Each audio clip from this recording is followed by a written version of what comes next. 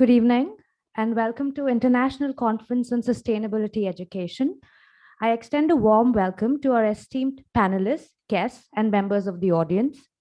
At this session, led by the United Nations Environment Programme, we will be looking at green jobs for youth and hearing from the experts in environment, renewable energy, academia, government on green jobs. In 2015, our Honorable Prime Minister stated, green jobs refer to a class of jobs that directly have a positive impact on the planet and contribute to the overall environmental welfare. It is imperative that the shift towards this happens now. UNEP, with its partners in this session on green jobs, will highlight the Green Jobs for Youth Pact, leading the way to enhanced collaboration between government, youth, employers, and workers' organizations and educators in India to promote a just transition by strengthening capacities and skills needed to deliver on economic and social transformation in a 1.5-degree world. To elaborate on this further, I would request Mr. Thomas Turnstorm, Senior Specialist for Employment Intensive Investments, International Labour Organization, to present a brief introduction to green jobs and green economy.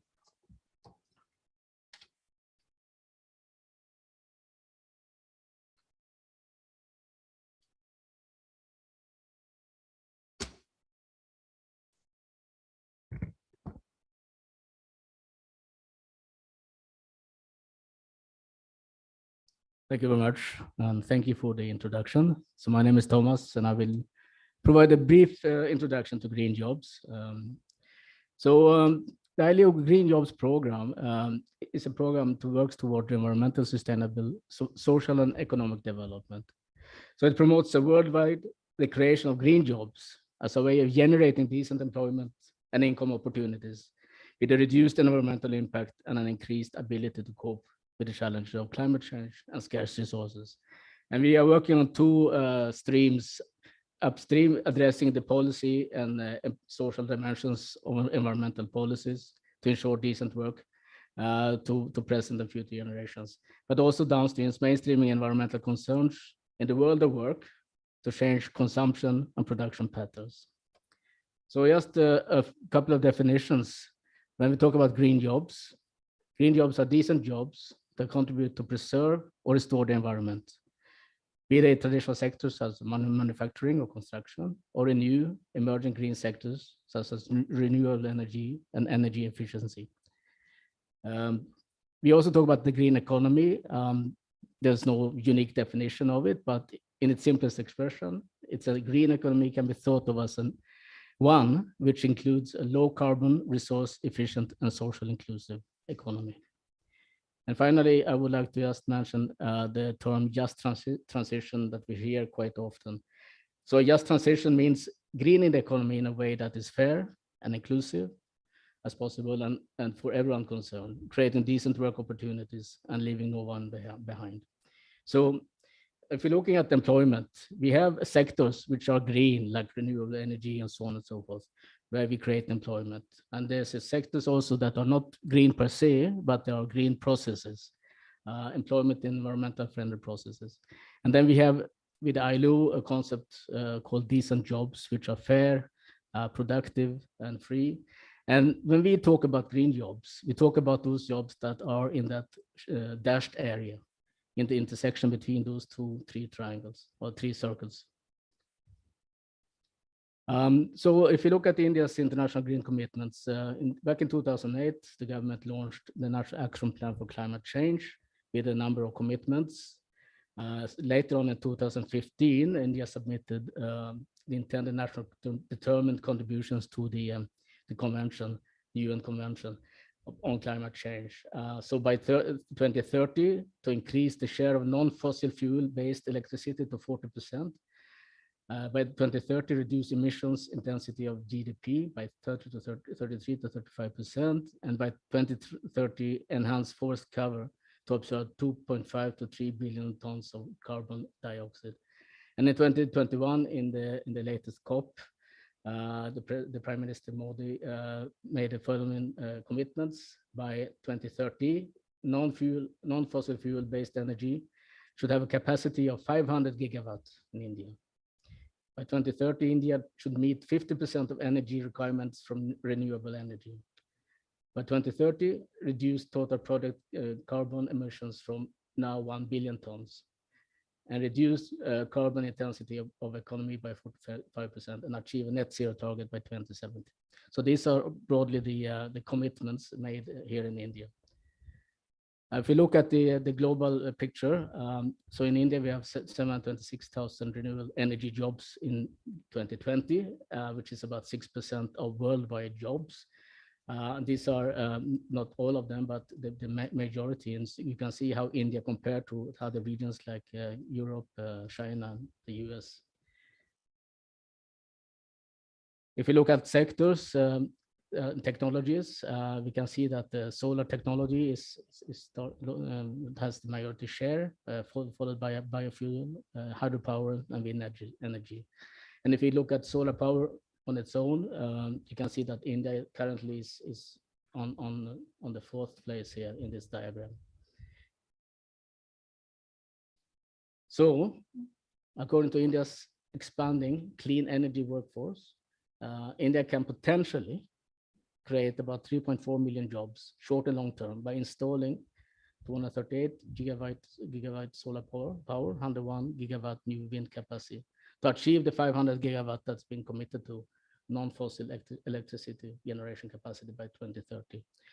And these jobs then represents those created in wind and on-grid solar energy subsectors. So you can see the diagrams below there that we're going from them today around 100,000 jobs to up to 3.4 million jobs if those commitments are maintained. I just quickly want to just tell you what ILO do in India. So we support green business for promotion of self-employment, job creation through a training tool we call Start and Improve Your Business, especially in rural areas amongst women. We have supported more than 200 youths to start business in Kerala, Maharashtra, and Rajasthan. Alongside entrepreneurship, we promote green skills among youth. We provide technical inputs to the Ministry of Skills Entrepreneurship on job roles and national occupational standards. ILO is also supporting green jobs creation in different value chains, in addition Andhra Pradesh, for instance, in food processing sector, which connects rural agriculture producers and fish farmers markets and so on. And other initiatives is in the waste value chain, where we are looking at the transition to a just transition strategy in municipal solid and liquid waste management through value chain development, focus on decent work.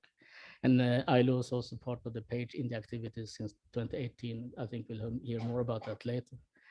So a major part of ILO's role on the page is to understand green job opportunities and strategies for just transition in light of green policies. And I will stop there. Thank you.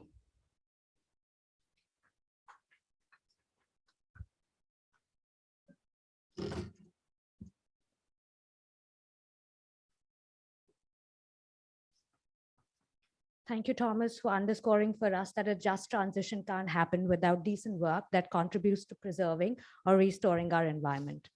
And now, without any further ado, we will move into our first discussion, green jobs and environmental careers.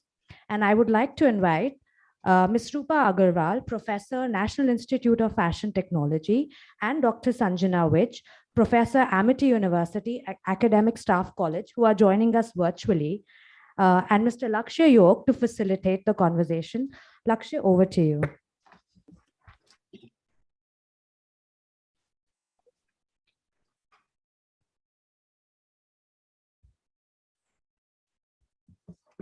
Okay, so thank you, Open, for the introductions, and welcome everyone again. Due to the paucity of time, we are going to just directly jump into the discussion. Giving some ground rules, we would have around 5 minutes for each speaker, and I'm going to be asking some questions to which they will respond to. And please keep your mics on mute when others are speaking, and preferably keep your video on if you have the available bandwidth. So we'll start with Dr. Vij, who is joining us from Amity University. We know that, you know, in addition to the traditional courses that are being offered at Amity, there are some also. What are the kind of specific environment oriented or related courses that are being offered at Amity, particularly in the undergraduate and postgraduate programs? And if yes, then for how long are they offered? if Dr. Vij can share some insights about it. Thank you so much. Am I audible and am I Yes, audible? you're audible. Yes, yes. Okay. So, good question. Now, when I'm talking about Amity University, we are offering lots of traditional courses, but we do offer contemporary courses under the umbrella of environmental sciences. Like traditional courses, we have BSc in Earth Sciences, BSc in Environmental Sciences, then MSc in Environmental Sciences, open electives in Environmental Sciences. But contemporary courses, like we have BSc, MSc, Marine Sciences. We have MSc, Environmental Health Sciences and Management. We have Masters of Environment and Sustainable Development. Then MTech, Environmental Engineering, MSc in Renewable Energy, and MTech in Renewable Energy and Solar Energy as well as. So we have, apart from these graduation and undergraduate, we have graduation courses, we have PhD in Environmental Sciences, PhD in Climate Change and Ecological Studies. We have PG diplomas in Climate Change and Mitigation, then Disaster Management and Environmental Impact Assessment and Auditing. We have all these courses, which are very contemporary courses at Amity University. And apart from that, we are also running Center of Excellence, like Ocean Atmospheric Sciences and Technology, wherein NASA and UNEP has been, they are operating through this particular Center of Excellence. We have Center of Excellence on Environmental Sciences and Health, Bioenergy, and we have beautiful air pollution control as a Center of Excellence, which is recognizing the increasing importance of air quality and human health. And Amity University, Haryana, under the visionary leadership of our Honorable Chancellor, Dr. Aseem Chauhan, and Honorable Vice Chancellor, Professor P.B. Sharma, has established a consortium for air pollution control with the aim of clean air for everyone. So we have signed MOUs with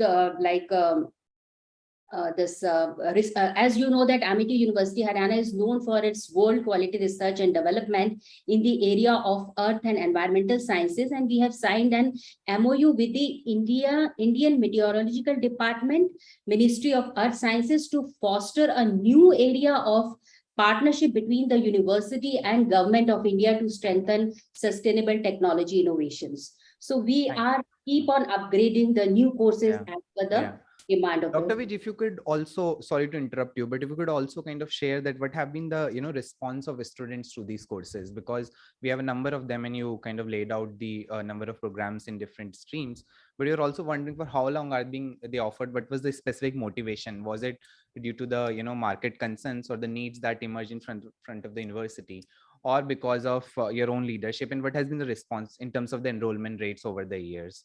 If you could talk about it. As far as these traditional courses are concerned, and we are offering all these traditional courses since 2013, and we keep on adding the relevant courses, keeping in mind the need of the programs.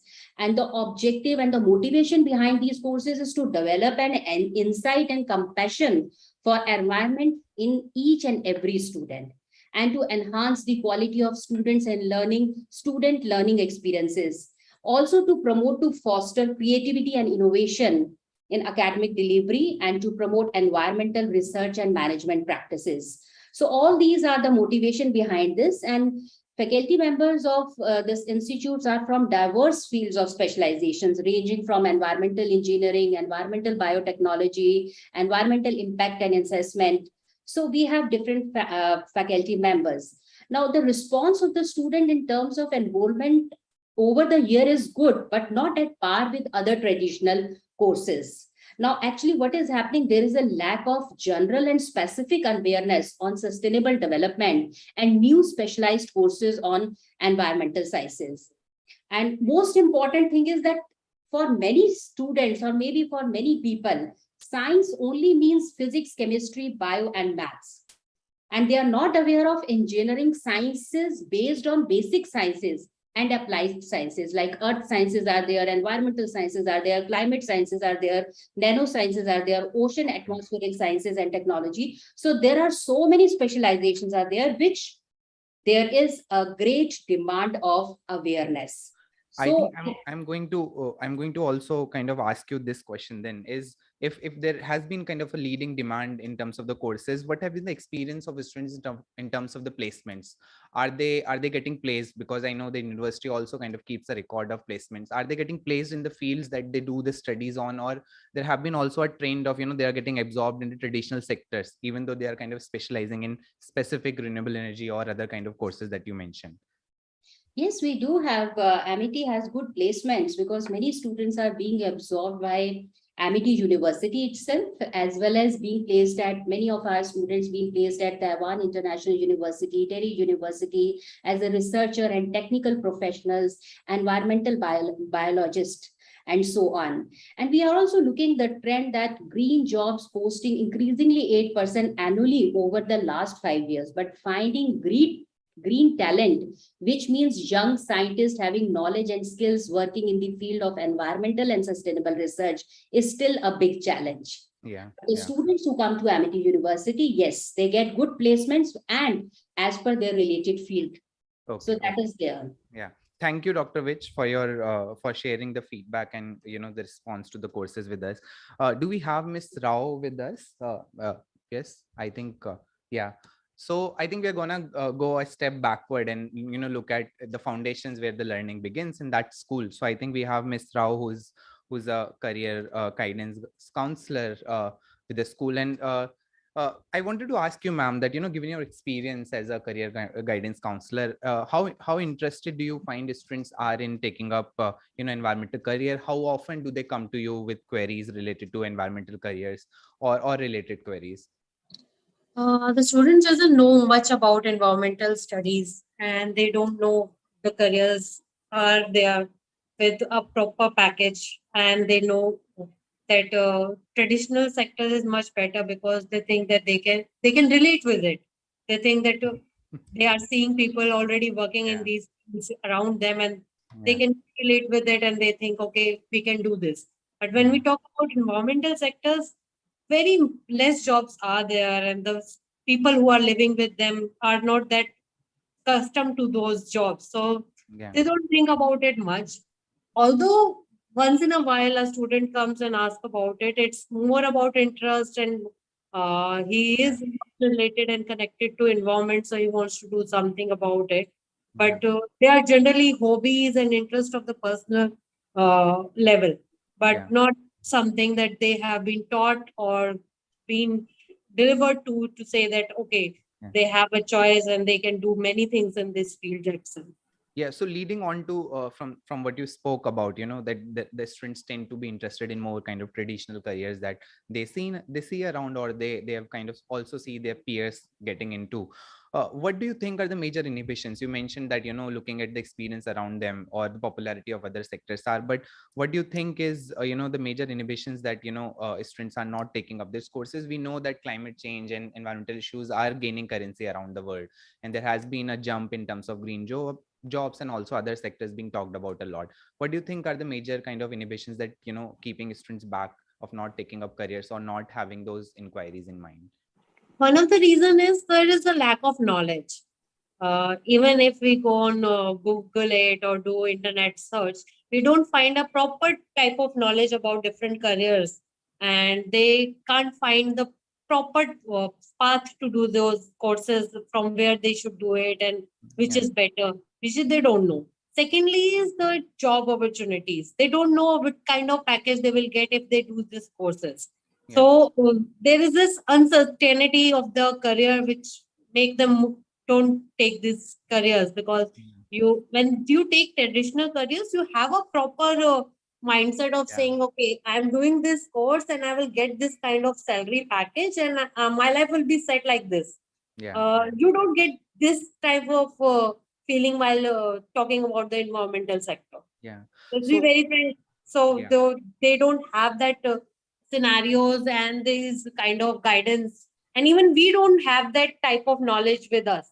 That yeah, I should be was there, about but we to don't yeah, have. I was about to ask you this question, that apart from we kind of know that there's not much kind of knowledge available in the public domain related to these jobs, but also do you find yourself equipped with kind of, providing a knowledge about, certain kind of skills that, students need, or the kind of institutions that are offering, certain courses, or the kind of careers they can take up after it? So, and or do you think there are kind of need for training or kind of, toolkit modules which can be made available to guidance counselors in schools and other ways to kind of, help you? We try to do as much as we can, but there is a very big gap of knowledge with us. We don't have proper knowledge. We don't have proper uh, guidance to do with the students to make them understand the proper way of doing these things.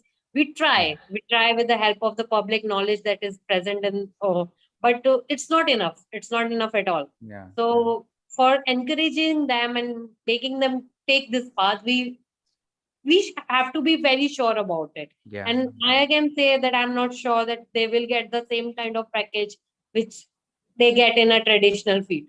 So how can I say to the child that, okay, don't take a traditional field and go this way, and then That's your career would not be that good. Yeah, as a counselor, it's a tough position to take. Thank you, Ms. Rao, for kind of giving us those responses and sharing your Can I experience. say one line here? Can I say just one line? Yeah, Dr. Rao is absolutely correct. Because when student comes to art, I can just give you example of my university. When students come to take admission at Amity University, now counselors are not aware of all these specializations, that what exactly we are going to teach in all this particular specific and contemporary subjects. So therein we just jump into that, and we just call the teachers who are specialized in that particular course, and they talk face to face with them as well as with their parents, and guide them that how this particular specialization course will help them in their future if they are interested for. So all these things we have to really work hard, so that the awareness should be there among all the students, so that they can opt for the right kind of course and they get the good opportunities. Thank you so much. I think there is a lot to be kind of lot of work to be done on that front of, reaching out to students and making them realize that there are opportunities available in the sector which they can take up, and which at par is offering kind of same packages or satisfaction to them. Yes, I think, jobs are available. Lots of opportunities are there in the market. Lot of people are demanding for such people who have specialization in environmental sciences. So there is a huge demand. Only the thing is, we really need to just guide the students properly if they are coming to our university. So I think I'm gonna move forward and talk to Ms. Agrawal, who has joined us from National Institute of Fashion Technology, and we have some kind of progress in being made on that front. So we know that your campus offers niche courses, understandably, because textile and fashion industry is one of the most fast moving industry. We also know from various reports that 8 to 10% of global carbon emission, around 20% of wastewater kind of gets it starts from fashion industry. We know that we know the environmental impact of aviation, but fashion kind of sucks up more energy more than both aviation and so there is a lot of kind of spotlight on fashion industry in terms of doing a lot on that front. So going from that perspective, we know that NIFT has now embarked on integrating sustainable fashion into its curriculum, which is of course a very commendable and welcoming step for industry and society at large. Can you share some insights about it? What kind of elements are being added, and how are they being added to? Yeah, thank you. So you really set up the stage for putting fashion as an eco-sinner in a sense. No, I mean that also means that we need to take the responsibility of doing something about it, and we are very aware of that. I was very happy to hear what Amity University is doing, and also wanted to add to what Neha Rao said about schools and students not taking that up as a career choice. But first things first, at NIFT we are doing now I can say that we're doing quite a bit in the area of sustainability, because yes, I think for everybody else outside of NIFT, NIFT is primarily a fashion institute with fashion design as their flagship course, but it also has several other courses. Yeah, we have a lot of other courses which is design related. We have textile design, accessory design, communication. We have a master's program dealing with design research, and technology courses also. So across all the departments, we have sustainability courses, at least quite a few credits and hours which are dedicated to sustainability. But I cannot say that we have courses which have in their titles sustainability embedded in them. They have traditional names like textile design and fashion design, but in all of them related to that particular area, we have credited courses for it, especially in the master's program, in which the specialization, one of the deepening specialization as we call them, is in the area of sustainability. So in the four semesters that we have, the last semester is of course their dissertation, but in the 3 semesters we have incrementally we give them inputs on sustainability, system thinking, and therefore these students definitely take it up as a project and a career choice. Yeah, so they go into Yeah. So I was also wondering, because, what has been the response of students? Because, it's one part that, institution take up the leadership and kind of, start integrating those elements in the curriculum. But what has been the response of students to those courses, if you can, talk about it? And also what, Yeah, definitely. Like when we started, I myself take those courses in a lot of those courses in NIFT. And students are very interested. I must say that the millennials, the new crop, the youth are very interested in sustainability, though they might not know much about it. But just as an area, they feel that they should do something about it and they want to learn about it. But yes, there was at least I can talk about 2008, 2010, when we initially started all these courses at NIFT with a vengeance. Then the students said, "Oh, it's very nice. It seems very idealistic." But then, do we get jobs in this area? Does the industry know that this is required, and will we get to do something in this area? And I was really not able to answer them at that time. But now I think it's there are many jobs which are offered, even in placements, in the campus placements that we offer. There are companies which come for that.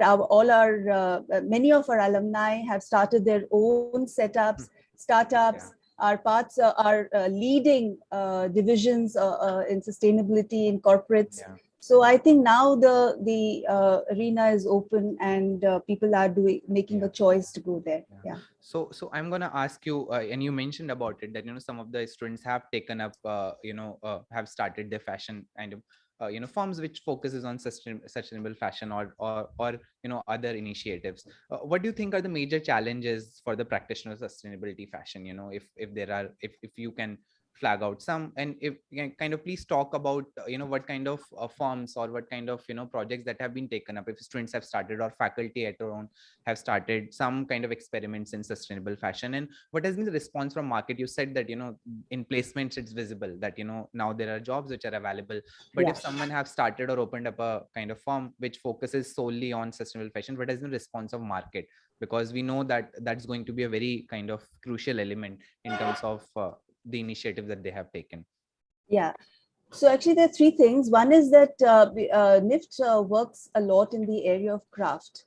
The craft is one of our pillars of the curriculum that we have. And at NIFT, I head the craft cluster initiative for all the 18 campuses.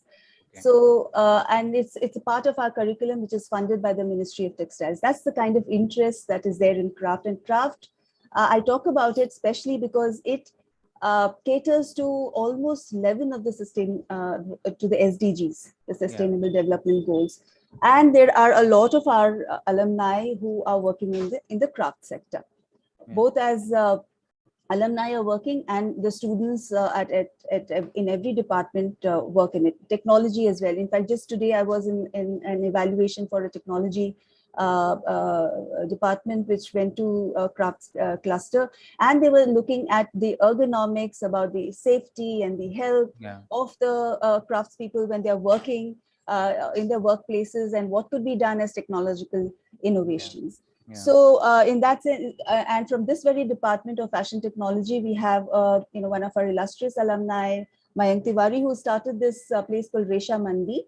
Okay. Which is like really going from strength to strength, where they're looking at the entire supply chain and looking at all the stakeholders across the supply chain and how that they can be nurtured and quality products can come out of it. So and doing a wonderful job, just looking at the entire ecosystem, which also I think has been a contribution of NIFT and the curriculum, and not looking at only the environmental aspect, but also looking at the social and the economic aspect, and looking at it in totality. Apart from that, there are NGOs, there are divisions in divisions. There are private labels which our alumni run. There is something called Banded Bags, and then we have our very senior alumni. Like Uma Prajapati, who started Upasana. I mean, so the list is pretty long. Yeah. So I think thank you, Professor, for sharing those experiences on the experiments. I think they're encouraging for all of us. So I think with that, we come to the end of this small kind of time-packed session. And as we have heard from speakers, coming up and speaking and sharing their experiences from a range of positions, starting from school education, we heard that there have been not much interest shown by students, but at the same time, in terms of the guidance which is provided by the counselor, there has to be more initiatives at capacity building, which can come from range of organizations. It can come from UNEP, it can come from the state itself. We can we can look at some major programs on which we can have a kind of compilation of knowledge, the guidance, the counselors being trained in that fashion, that they can impart that kind of knowledge to students, and that will, I think, be a very important step that we all need to kind of start working towards. We have also heard from university representative, both from Amity and from NIF, that the kind of initiatives that university is taking, and there has been an interest among the students to take up those courses. But we also realize that there is a lot of work to be done in terms of awareness of those courses, which has to be linked to the counselor, but also in terms of the market placements and I'm sorry. One little thing I forgot to mention is that is there going to be another round or this? I think we are. Okay. Now I just wanted to mention that currently we're doing a lot of work with UNEP, also developing diploma programs and management development programs, and we had developed a elective where across the campuses where there were 1,000 students who took it up. So just in answer to the enthusiasm. These are the answers that we're looking for. We are looking for partnerships across academia and market. We are looking for innovative multidisciplinary approaches that we can and these are the answers, I think. So we know the answers, we have to kind of start working towards them. So thank you all the speakers, and thank you audience, and over to Arpin. Thank you.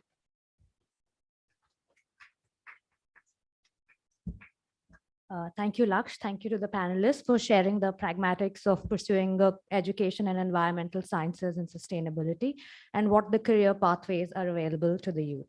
Now, moving on swiftly, I would like to invite to stage Mr. Deepak Rai, Associate Vice President, Skill Council for Green Jobs, Professor G.D. Sharma, Vice Chancellor, University of Science and Technology, Meghalaya, Ms. Sama Al-Sayed, Program Officer, International Renewable Energy Agency. She's joining us virtually. Dr. Suprava Patnaik, Principal Advisor, Atal Bihari Vajpayee Institute of Good Governance and Policy Analysis. Mr. Deka, Head Talent Management, Tata Power, for a conversation on green jobs in India, to be moderated by Dr. Divya Dutt, Program Management Officer, UNEP. If I could have all of you on the stage, please.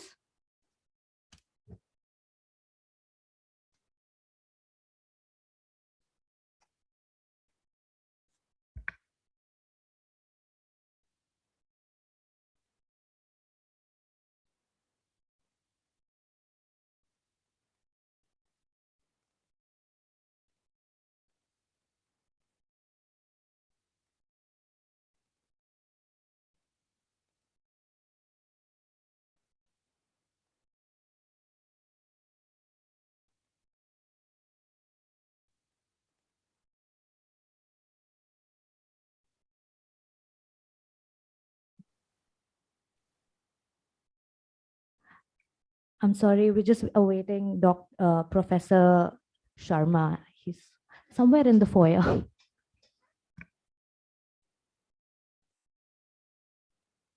Over to you, Divya.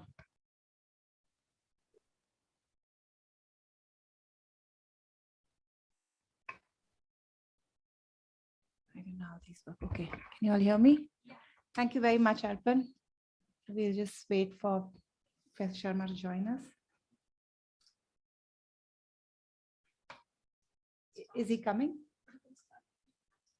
Okay, okay, okay. So while we try and find him in this big venue, we'll get started. I won't sort of spend too much time in preambles because we are here to hear all the experts, and we have an amazing panel which brings perspective from the government, from the industry, from the academia, and also sort of the university sector. So we'll sort of dive straight into the panel. I'm going to start. Should we start, Arpan? Sama's here. Okay, great. So I'm going to start with Sama Al Sayed from IRENA. Thank you, Sama, for joining us virtually. When we talk of green jobs, the first sector that comes to mind is energy and green energy, especially in the context of all that we are hearing on on moving towards more sustainable energy systems, which are compliant with the 1.5-degree future that we all want to see. And the International Renewable Energy Agency, IRENA, plays a very important role in this transformation. They are the global voice for renewables. They're a network hub and a source of advice and support for countries. And they are currently a 168 country membership strong organization. So Sama, my question to you is, how would you describe the potential of the renewable energy sector today globally, as well as in the specific context of India? And from your own experience in the field, what are the kinds of skills that you think are required, and how can these skills be created? I mean, we heard a little bit about academic institutes, but what we see on the ground today is that a lot of these skills are coming from people's experience on the ground, learning on the job. Do you think that's going to be really the norm going forward, or are there going to be specialized sort of programs that will be required to build these careers of tomorrow? So over to you. Sure. So thank you for the question and for inviting me to join today. So as you rightly said, the potential for renewable energy jobs is huge, so both globally and in India. And so this is being driven by not only climate change, but also energy access, energy security, the falling costs of renewables. And so before I get into the jobs numbers themselves, I just wanted to share what I think is quite an interesting statistic. So last year, 81% of newly installed power capacity was from renewable energy. So only 19% of the new capacity globally was fossil fuels and nuclear. And so quite often there is this tendency to talk about renewable energy being something for the future, but already we're seeing a big change happening. And this is, of course, being reflected in the jobs numbers. So as of 2020, 12 million people globally were employed in the renewable energy sector. Thomas from ILO mentioned earlier, in India, this was about 726,000 jobs in renewable energy. And if we put in place the policies, the investments, the strategies that are needed for a 1.5-degree pathway, this could create as many as 122 million jobs globally in a transformed energy sector. So this includes 43 million jobs in renewable energy, as well as other jobs related to infrastructure, so power system flexibility, power grids, energy efficiency. And now when we're talking about the job creation in India, we could see more than 4.5 million jobs being created in India by 2030, and more than 6 million renewable energy jobs being created by 2050. And these are just for renewable energy jobs. Again, there'll be many more indirect jobs being created as well. And so the potential is huge, the potential is there. And so this has many implications for education, for skilling. And there's a tendency to think about renewable energy jobs as only the solar technicians who are, climbing onto the roofs and installing the PV panels. And of course, this is a big proportion of the jobs, but this is not all of them. And so the energy transition can create new jobs for people with many different skills profiles and occupational backgrounds. So of course, there are opportunities for people coming from the scientific backgrounds, from the engineering backgrounds, but there are also opportunities for artists, for architects, for city planners who are going to envision these new cities, for the policymakers, for the advocates who are going to create the enabling environment that is needed, for the communicators, for the educators, for the trainers. Innovation and entrepreneurship skills, I think, will be especially important, not only when it comes to improving technologies, but also creating new business models for service delivery.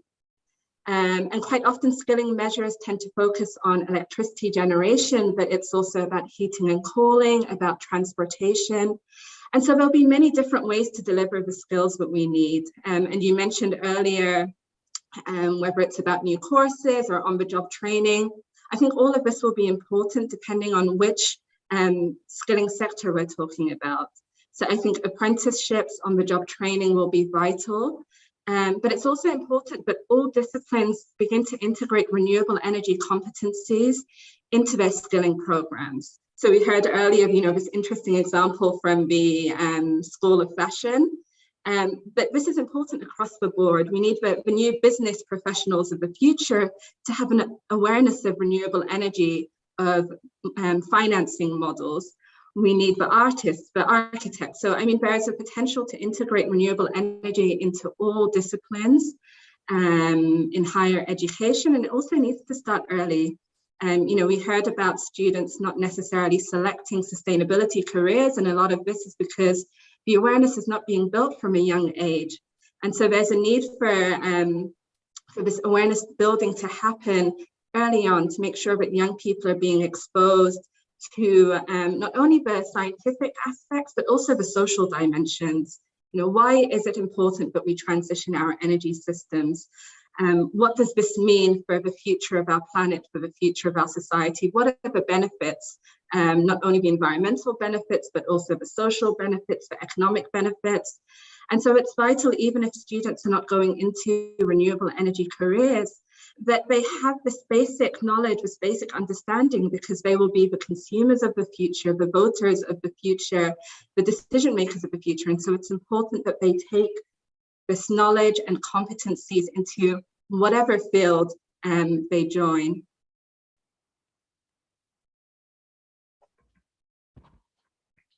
Thank you very much, Sama. That was really very informative. And I'm really glad that you sort of spoke about the diversity of, expertise that is required going forward. Is not just, technical and technologies and engineering that we're talking about, but really across the spectrum of occupations. You need to start sort of integrating not just renewable energy, but sustainability, right from waste management to, we heard about teaching. It's important now to integrate elements of sustainability in almost every profession. So thank you very much for bringing that point. And I hope we can have some conversation around the whole issue of awareness that you raised towards the end. But I'm going to now turn to Mr. Deka Ajna from Tata Power. I think, okay, yeah, he's there. Okay, great. So Tata Power is synonymous today with the whole, the whole power value chain, from manufacturing and production, transmission, distribution, and powering infrastructure to investing in large projects. And what a lot of people don't know is, the significant investment that Tata Power has made now in the renewable energy sector. That will be something which is sort of new to a lot of youth who are listening in. But the fact that you have been pioneering renewable energy generation, solar rooftops, and also electric mobility, charging infrastructure, etc., sort of puts you in a very important position, because you are now seeing the industrial transition right sort of in the areas, in the economic sectors that you are working in. So we'd like to hear from you, what is the magnitude of this transformation that you're seeing, and what do you think this implies for jobs? What are the nature of skills that you think are required? And very importantly, what role do you think industry itself has to not only prepare people for these sectors, but also to ensure that the transition that we are seeing is a just transition? so that when there are jobs lost in one sector, then there are sort of, we do it in a way that there are only win-wins. So yes, it will be very interesting to hear from you, since you're there in the industry and at the heart of this transition that is taking place. So over to you, Dekha. Yeah, thank you. Good evening, everyone. This is Archanav Dekha here from Tata Power. Pleasure to be part of this discussion, and thank you for the question, Divya. We are a 106-year-old company, and we cover the entire power value chain in terms of generation, transmission, distribution, and now into renewable energy, mobility services, EV charging.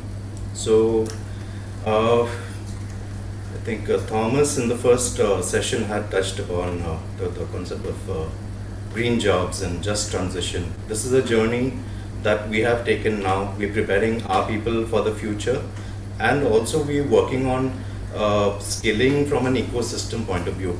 So ecosystem, when I say, I'm talking about not just our people that we hire directly as employees, but also people that we can touch through the community, through grooming them to become suppliers. So they all become part of this ecosystem. So skilling is a larger picture here that we are looking at.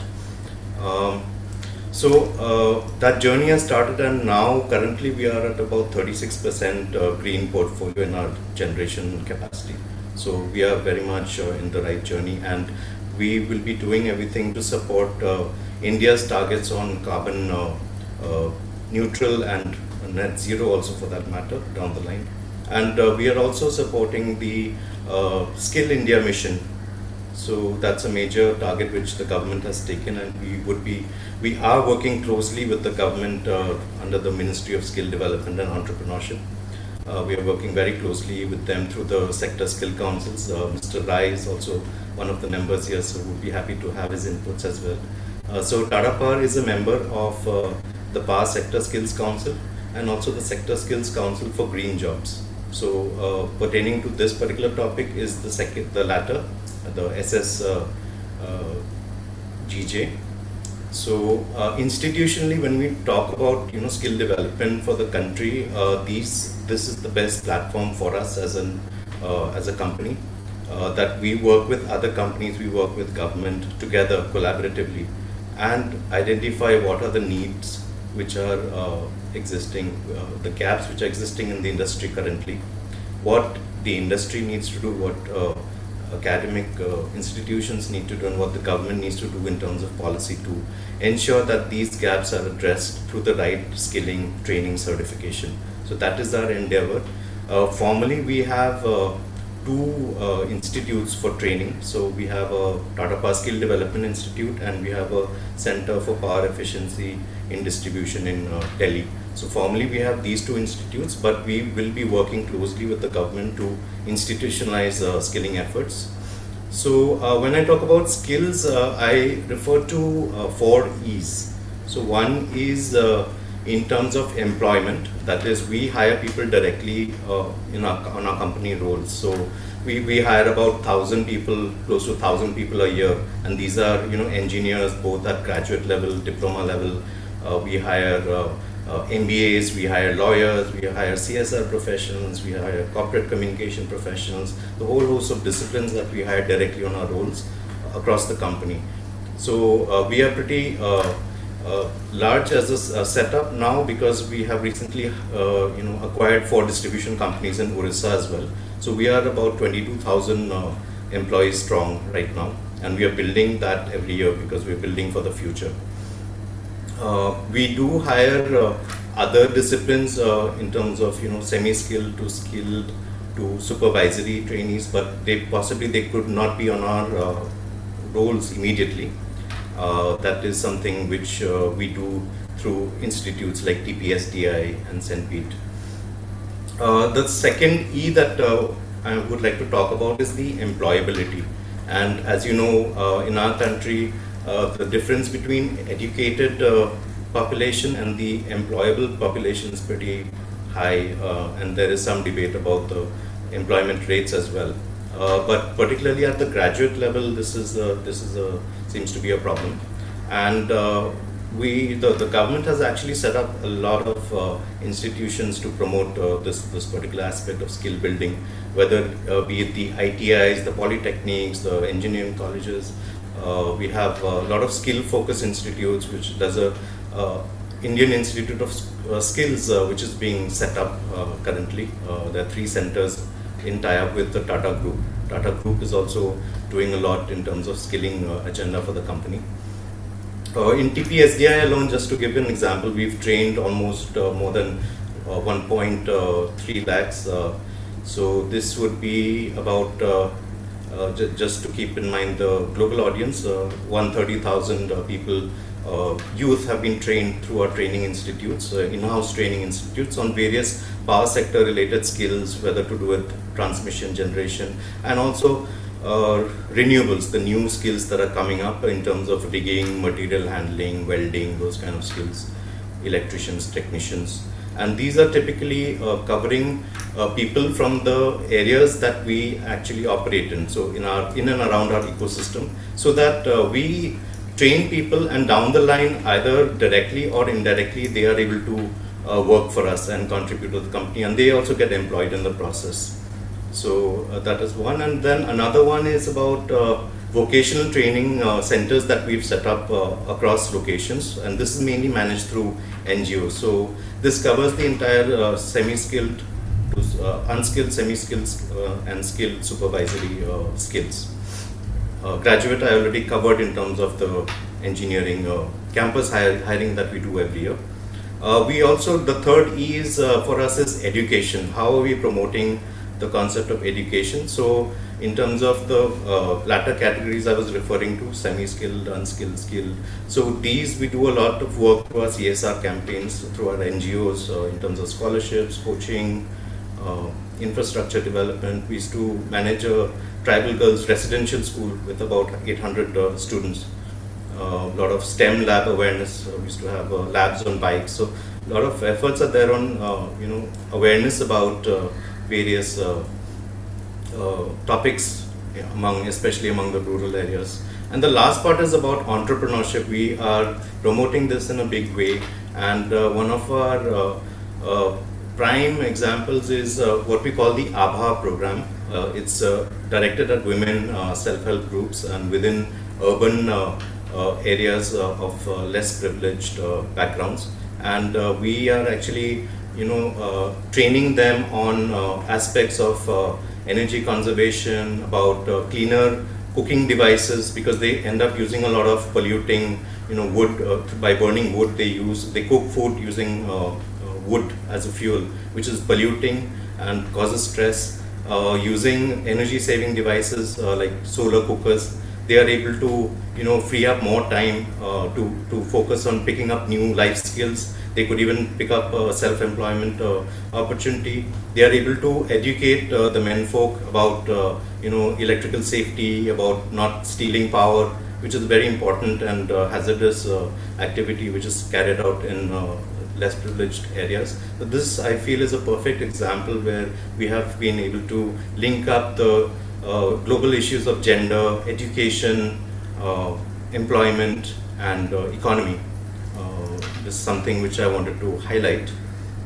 And similarly, we have various other agendas on farmer collectives and other self-help groups targeting various agroforestry products. We have something, since we had a talk on fashion, we have a very interesting initiative called Anokha Dhaga, where we are actually training women on weaving products, and some of these, it's through a group called Saheli, and these products are actually available on Amazon as well, and they are earning 8 to 10,000 rupees a month, and in all, I think this initiative generated about 60 lakhs of rupees of revenue last year. So these are some examples of linking up education, employment, and the economy. In terms of like jobs that the power sector has the potential to create is immense. So we talk about direct jobs, we talk about indirect jobs, and we also because these jobs are being created, sort of a local economy gets created. So you have induced jobs as well, and then you have ancillary jobs which are add-on, you can say add-on jobs which come up. So I would like to give a small example of microgrid. So Tata Power has tied up with the Rockefeller Foundation to set up 10,000 microgrids in UP and Bihar, the states in India. And a microgrid is like a decentralized power generation setup. So you will have a solar panel, you will have an inverter, you'll have a battery which will store the some electricity there, and also a backup generator. So this is an ideal setup, and this is typically done for a village with about 750 households, about 750 families, and this village would have about 200 to 300 shops, commercial establishments. So we set up such a solar plant, so as to say, which will provide electricity to that village called a hamlet, or it could also cater to an adjoining hamlet. With this kind of a simple setup which is there, this will actually open up a lot of jobs creation. I'll illustrate to you how this is done. So such a setup will require one technician which should be at ITI level. ITI is basically a vocational trade, for example, an electrician or a welder or a wireman in our case. So such a setup that I described will hire two people, two technicians, who's an electrician or a wireman. There'll be a site supervisor who's a postgraduate. There'll be a senior technician who's again a diploma engineer. Then we hire some sales officers who actually go on to sell the services in that area. So that would be someone who's a graduate or a postgraduate. There'll be an IT background person in terms of basic computational skills, computer skills. And there'll be someone to manage the stores, who will manage the equipment replacement for any equipment which is broken down. So in all, we have about, for that one plant, we've created 7 jobs at the grassroots level. Now, when we talk about when we talk about 10,000 such setups, so we have 7,000 jobs. So yes, Ajna, that is something. Yes, no, it's sort of wonderful to hear of these kinds of models. UNEP also is involved in similar models where we are working in the Kutch district and working with the salt pan workers to sort of help them transition to clean energy. But I think the sort of important thing that we are seeing here is how we are connecting global environmental issues with local environmental issues, bringing in the gender dimension, bringing in the whole economic sort of empowerment of individuals.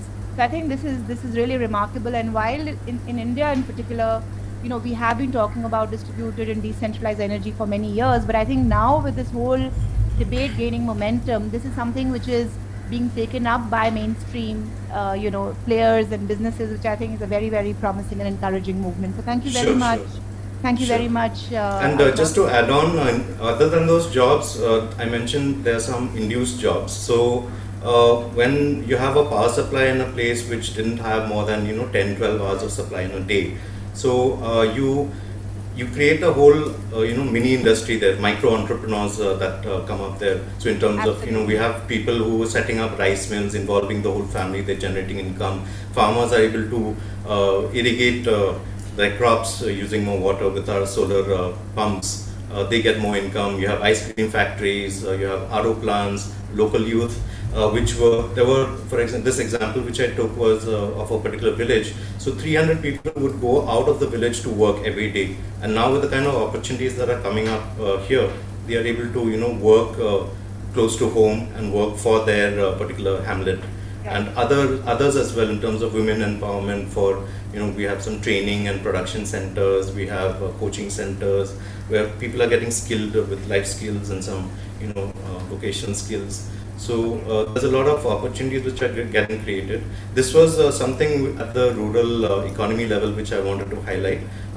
If I get time, maybe I will also touch upon the skills which are upcoming in the direct job economy. I just wanted to bring out all these perspectives. No, for thank you. everyone's That's understanding. been very, very useful, Ajnav, and I'm very glad that you touched on the rural dimension of, what you call the skills ecosystem. So that's, I think, a very sort of encouraging development, and we are seeing a lot of that. We are working with Renew Power; they also have similar models. So it's extremely encouraging that the big players of Indian industry, especially in the energy sector, are thinking along these lines. I'm going to now turn to Dr. Patnaik, who is currently with the Atal Bihari Vajpayee Institute of Good Governance and Policy Analysis. Dr. Patnaik, with your vast experience in the forestry sector, in natural resource management and eco-agriculture, if you could tell us about the kind of opportunities that exist in these sectors. We've heard a lot about the energy sector. Like I said in the beginning, when you talk about green jobs, it's e-mobility, it's renewable energy that first comes to your mind. But in some of these other areas, what are the kinds of opportunities that exist? And are these, how can we help scale up these opportunities? And in terms of compensation, because we heard a lot in the first session on, these being remunerative enough for people to want to take up these opportunities. So what do you have to say about the options that exist and how remunerative these are, and what kind of talent will these attract going forward?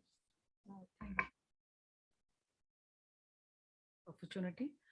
I'm a academician by profession. Then I moved to, I was in Indian Institute of Forest Management for 26 years, and then I moved to Atal Bihari Vajpayee Institute.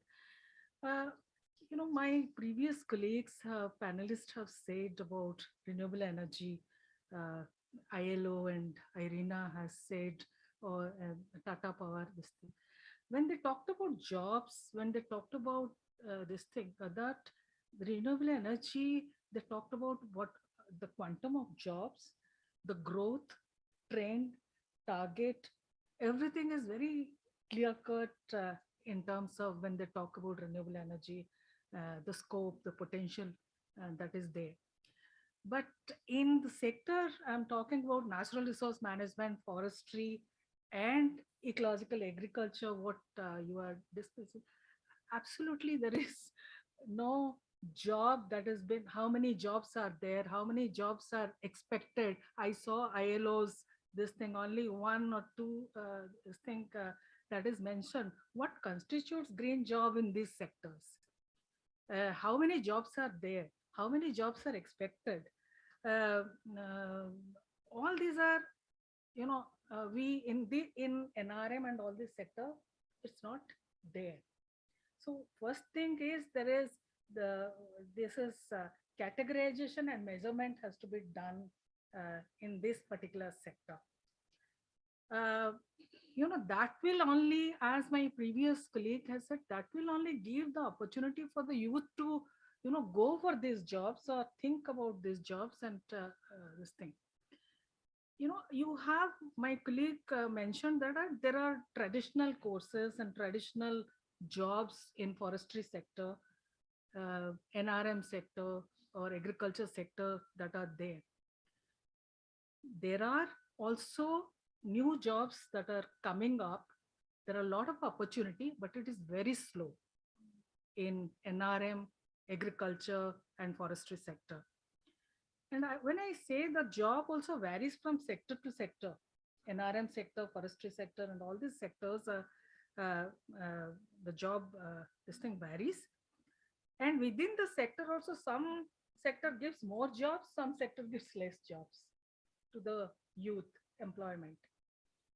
For example, I'll just give NRLM, Rural Livelihood Missions, give a lot of jobs to students of having different diverse background in NRM, forestry and agriculture, etc.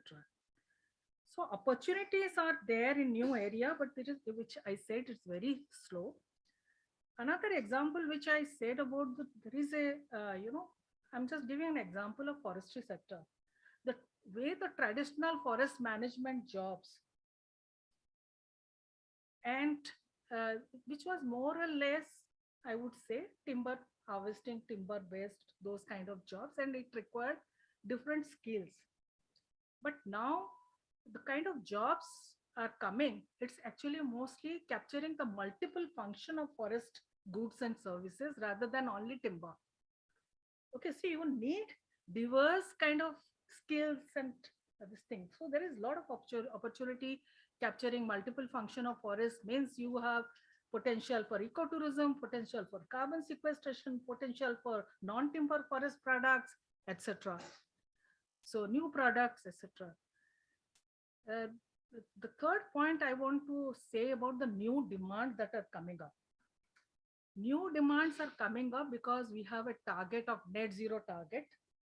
Then we have in agriculture, we have decarbonization of agriculture. Then in forestry sector, we have, we are demanding for certified wood products, certified forest products, all these various certified forest products. Then we are going for sustainable forest management rather than this thing. We have demand for carbon sequestration. We have demand for labeling of products. We have demand for auditing, water footprinting, all these kinds of product. New jobs are coming up in various this thing. There are a lot of policy which also will influence a lot of new jobs and also doing it. For example, national determined contribution, that kind of target, national biodiversity target, so, SDG demands. Now we have demand for circularity. We have Green India mission. And all these policies are also going to facilitate all this thing for opportunities for new jobs. Only thing is, as my previous colleague has said, there is absolutely no awareness. That is the disconnect that lies regarding the youth for new jobs. I'll just give you an example. Most of the youth in traditional this thing are going, there's a brain drain of agriculture jobs or those kind of things. Agriculture youth are trained. I'm not generalizing, I'm just giving. They're trained in agriculture. I'm not saying it is wrong, but they are going for more because the market or the job of the money they are getting, the pay they are getting, going for microfinance or those kind. I don't know whether it is called brown jobs or green jobs, fertilizer companies, seed input companies, etc. This thing. So we need to, they are going for jobs which are giving them good income. Okay. The third thing is I'll be touching upon what are the various new opportunities are there in different sectors. Which one? This the third point. Can you just come back to that third point? Okay. At this stage, I thought I will also get in Deepak Ji from the Sector Skill Council for Green Jobs. You heard Dr. Patnaik speak about. First, let me sort of say that I think this is a I think it must be one of its kind sort of initiative. I'm not aware of other countries which have a similar skills council. So this is really something which is very unique to what India is doing. You heard what Dr. Patnaik said about, about the sort of there being enough or at least more information and knowledge and awareness about, energy and related green jobs. When it comes to agriculture, forestry, natural resource management, not much is known. We'd like to hear from you. What are the kinds of skills that the Sector Skill Council is working on? And whether it's rural, urban, whether it's university or formal education or vocational based education, and how are you sort of bringing in different segments of the economy into the skills that you are developing and imparting? Thank you, Divya. Thank you for inviting us to this platform, and thank you for having this very important discussion. Very broad question. In fact, a lot of points have already been covered by the gentleman from Tata Power, ma'am, and the representative from ILO and IRENA. Very, very briefly, I am heading the standards and research team at Skill Council for Green Jobs. This is, well, earlier it was established as a Sector Skill Council in 2015 in the run-up to COP21 Paris.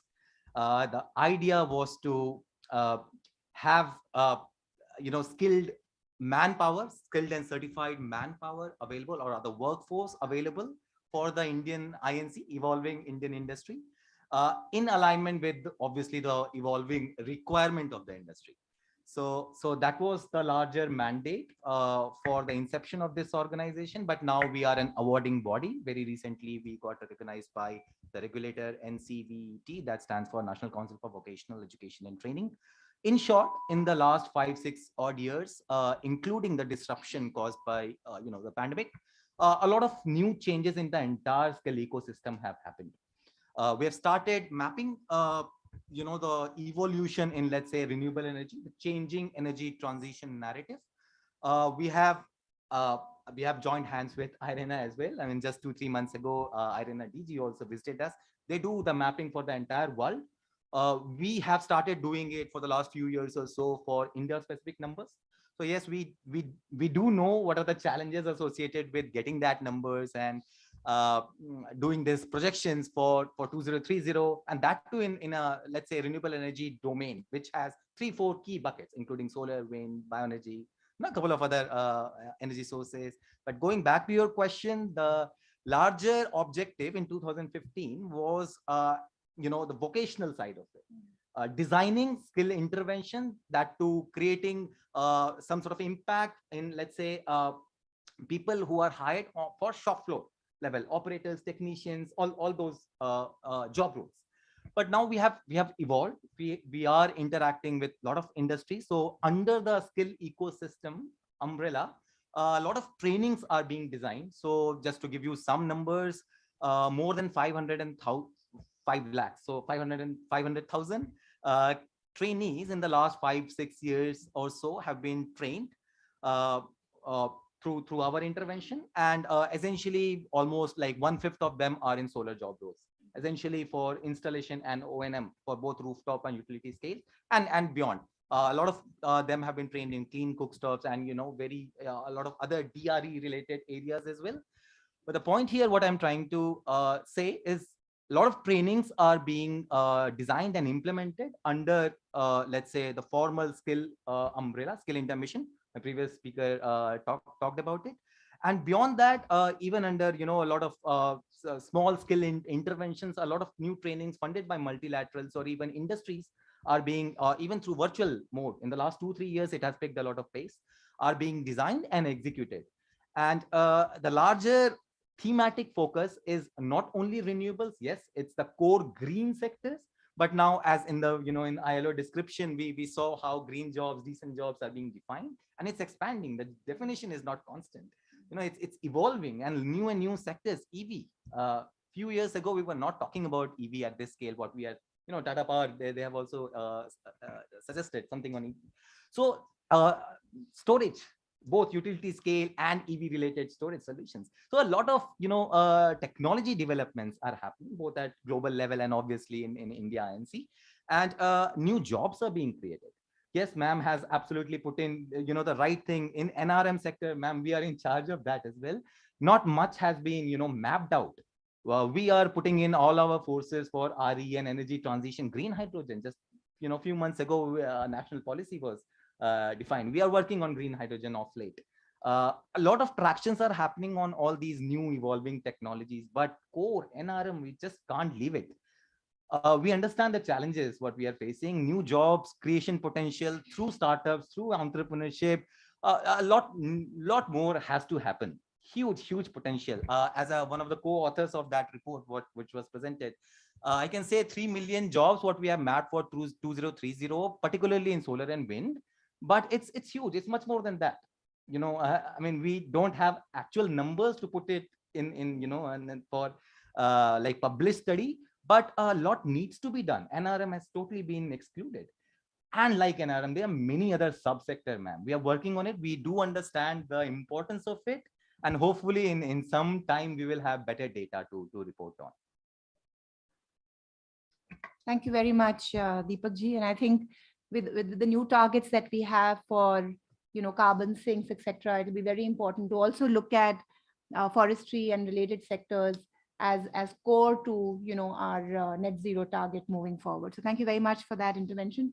We're also now joined by Professor Sharma from the University of Science and Technology in Meghalaya, which is one of the top universities in the Northeast.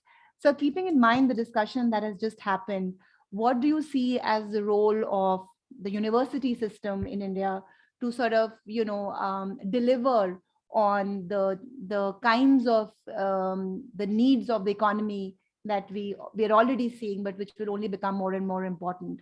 What are some of the things that your university may be already doing? But I think beyond your university, if you can talk to us a little bit about how do you think university systems can respond to these needs? It'd be very useful to hear from you. Thank you very much for giving me this opportunity.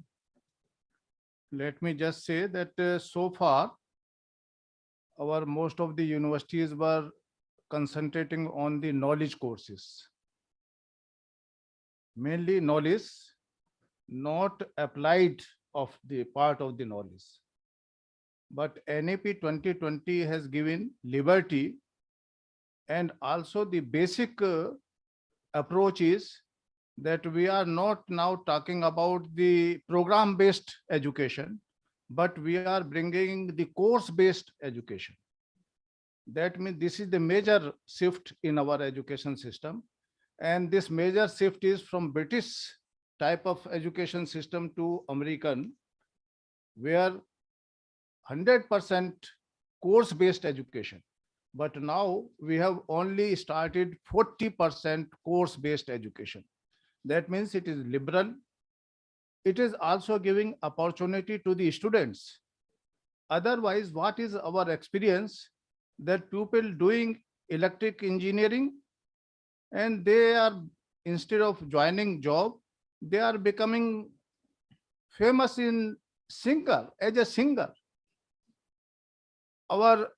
In Assam, Bharat Ratna, and so many award winner, Bhupen Hazarika, you all may be knowing. He did his PhD in mass communication. Nobody knows. He was teacher for some time as a mass communication. He left that job and he learned himself this singing and all these things and got so many awards. So this education policy is giving opportunity now to students on self-learning. So far, there is no self-learning system in our education system. It is all tight compartmental education system. So we also have the environmental education science, and so many papers are there. I can list 22 papers as per the guidelines model given by UGC. So in due course of 75 years, we have been totally made dependent looking towards UGC. So our autonomy of as a teacher has been taken by institution. So it was, the education was institutionalized. AICT, whatever course will come, we will implement. Because if we do not implement, our degree will not be recognized. Our students will not get job. So that was the thing. Now NEP 2020 is the turning point. It is only initial stage because only 40%. Now our university is first university to implement this NEP 2020. This is the first thing. Other universities are only busy in organizing seminar. NEP 2020, more than 1 year. They are only organizing seminar. I do not know. They should understand that more than 2.5 lakhs people, the organizations have been involved in making this NEP 2020. So I don't feel that now there is much need of such kind of this. This is there. Now comes that what we have included. We have seen what are the problems in that area, Northeast especially.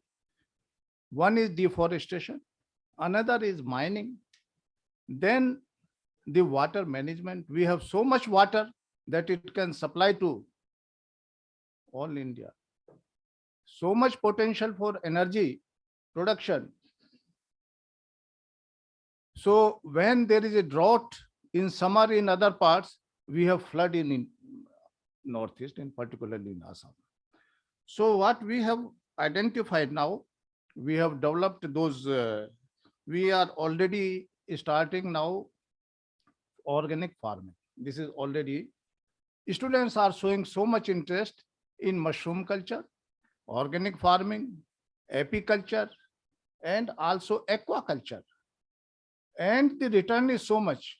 You will be happy to know that the tuberous crops, which are mostly used by the tribal, and also the leafy crops, which are so much rich in nutrient and medicinal value in herbs and all these things, we have selected those leafy crops.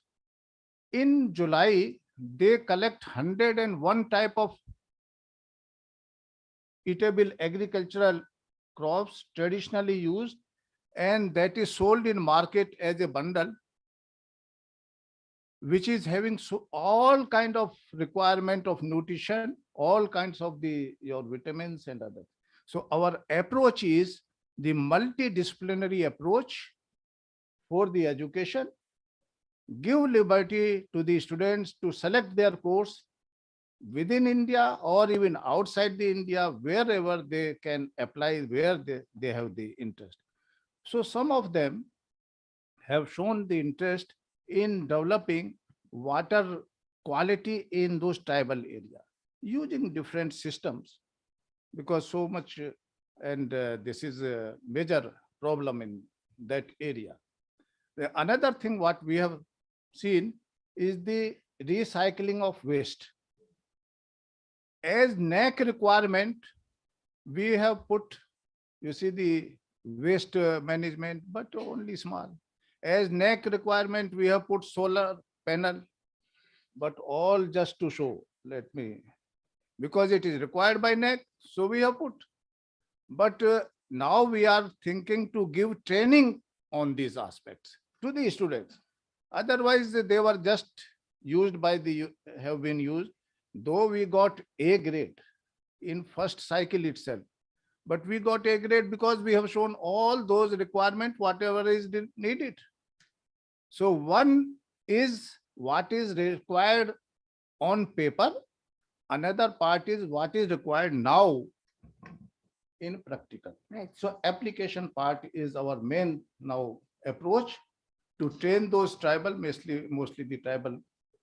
We have the maximum girl student in our university, SC/ST students and minority students, 77% even in staff, the women. Our force is there.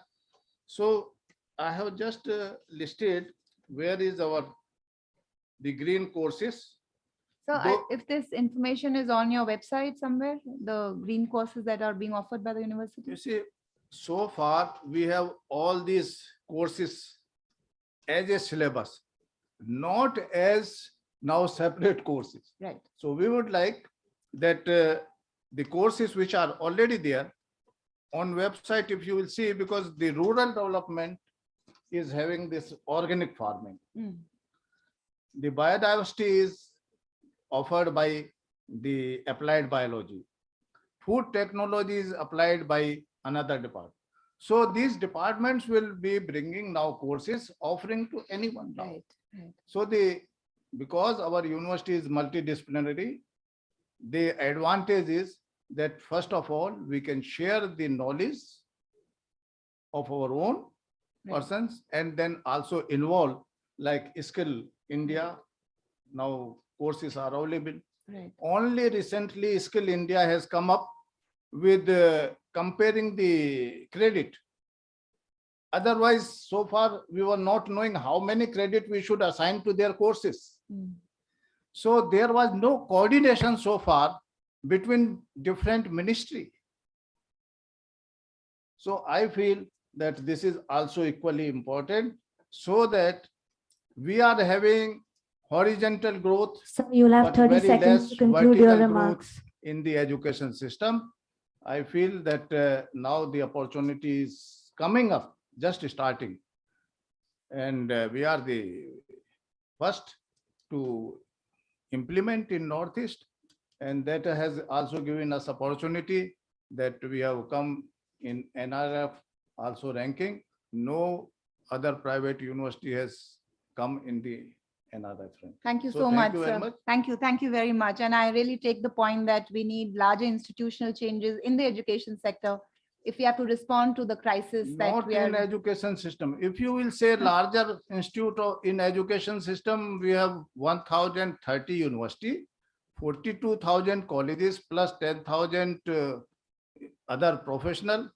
The number is more. What we need, the education which is needed by the market, Exactly. the education needed for the societal development and in coming next 5 to 10 years, because we do not know, by developing so fast artificial intelligence and other things, Absolutely. what will be the requirement after 10 years. We Right. do not know. No, absolutely. Whatever Better. people are saying, this job, that job, this job is not going to be sustained after 10 years. Right. So I think better linkage between industry and the education sectors is absolutely essential. Thank you. And thank you also very much for responding to some of the questions that Dr. Patnaik had raised about the kinds of opportunities in the natural resources sector that you talked about, because Northeast is really the hotbed for some of these Right, opportunities. So, Yes. so thank you very much. I don't know if we have any time for questions. I don't One- think, yeah, one- maybe. No questions. Quick, any sort of burning questions that anyone has? One or two? Okay, nothing. So, I just wanted to tell about, yes, ma'am. the new opportunities Ma'am, that please, are there. please. But very quickly. ma'am. Very quickly, I'll just, for the students, I just wanted to, there is a new opportunity in terms of net zero target, for example, Shell Foundation, Reliance, IOCL and GAIL, they are going for net zero target. So in partnership with various NGOs, they have been working on this sector. The second sector is estimating carbon footprint and water footprint. Most of the NGOs and INGOs have been working. So you need different data skills now because of the paucity of time, where I'm not saying because auditing and certification. The third thing is SFM related certification. JK built and various wood certification, etc. There is a need for jobs. Then there are products, for example, there is an INGO called Solidared, which is working on the Indian standard for soya and palm oil, creating standard this thing. So there is an opportunity for NRM this thing. Then for carbon sequestration projects, mostly government forest department contracts, a lot of NGOs and consulting organization, research organization to go for carbon estimation, carbon sequestration, this thing, including ZEAM. Then a lot of CSR-led organizations are coming. For example, Infosys Foundation, ITC, Hindalco, HCL, Vodafone Idea, all these CSR-led organizations are going for, along with the NGO partner, they're looking at smart agriculture, watershed development, regenerative agriculture, livelihood, etc. Then another this thing is my colleague ecotourism. This thing in ecotourism as an ecosystem services, most of the government has ecotourism boards, where most of the ecotourism wildlife enthusiasts can work there, or they can be wildlife. This thing can be an entrepreneur by themselves. They can start their own ecotourism outlet and this thing. Then you have forest-based. There are a lot of incubators. This thing nurture. You have to incubators. For example, ICRISAT is creating a lot of young incubator for millet and other farming. Then there are various research and consulting organizations where there is a job opportunities. For example, you have starting from TERI, WWF to consulting organization like KPMG, PwC and other organizations. So there are jobs that are there, but I think there is a need for connect between job in the market and the skills they require. Very, very specific skills, for example, in auditing, certification, carbon estimation, you need specific skills in terms of value chain development. All these you need separate skills and separate this thing, and that the student and has to connect with the market and see out the employer and see what are the skills they require in terms of soft skills, hard skills, technical skills, because now, for GIS, remote sensing, you have a lot of app-based artificial intelligence, this thing, big data analysis, data mining, all these are important as a student to learn rather than what we were doing for last many years. So there is an opportunity. I'm saying there is ample of opportunity. Only thing is we are not. Thank you very much. Thank you very much. I think that was really an amazing sort of, mapping of all the different opportunities that exist today, which we couldn't even think of when we were studying. And I think this is also a cue, Deepakji, for you to sort of map out some of these very exciting opportunities that Dr. Patnaik has spoken about. So thank you very much for this panel. I've sort of thoroughly enjoyed listening to all of you. I have some questions, but I'll take them offline. Thank you so much. And thank you. Back to Alfred. Thank you, Divya, and I thank the panelists. It's encouraging to know that there is potential for sustainability to be built into every aspect of professional decision-making for a healthy skill and ecosystem that works for everyone. It has been a fascinating discussion, and this conversation will be incomplete without hearing from the multilateral agencies what is Green Jobs for Youth Pact. Globally, the Youth Education and Advocacy Unit at UNEP has been engaged in supporting Green Jobs agenda. In 2022, at COP27, ILO, UNICEF's Generation Unlimited, and UNEP will launch the Green Jobs for Youth Pact. To gain more insight, may I please invite on stage Mr. Thomas Sternstorm from the ILO, Ms. Manisha Chaudhary, Page Coordinator, Partnership for Action on Green Economy, Ms. Shruti Kapoor, who's joining us virtually, Lead Economic Opportunity Officer at UNICEF, and our facilitator, Mr. Sam Barrett, UNEP Chief of Youth Education Advocacy Cell, who will be also joining us virtually. But before we begin the session, we have a short video by UNEP on green jobs for youth and a message from Ms. Naomi Matthias, Youth and Education Officer, UNEP.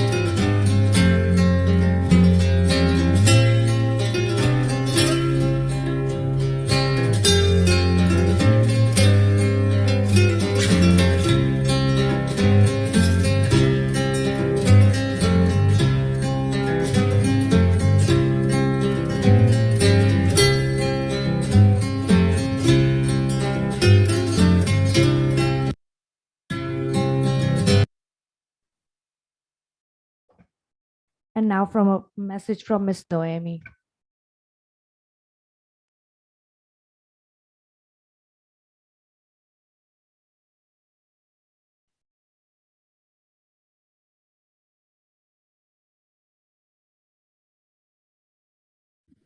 Hello everyone, thanks for joining the International Conference on Sustainability Education.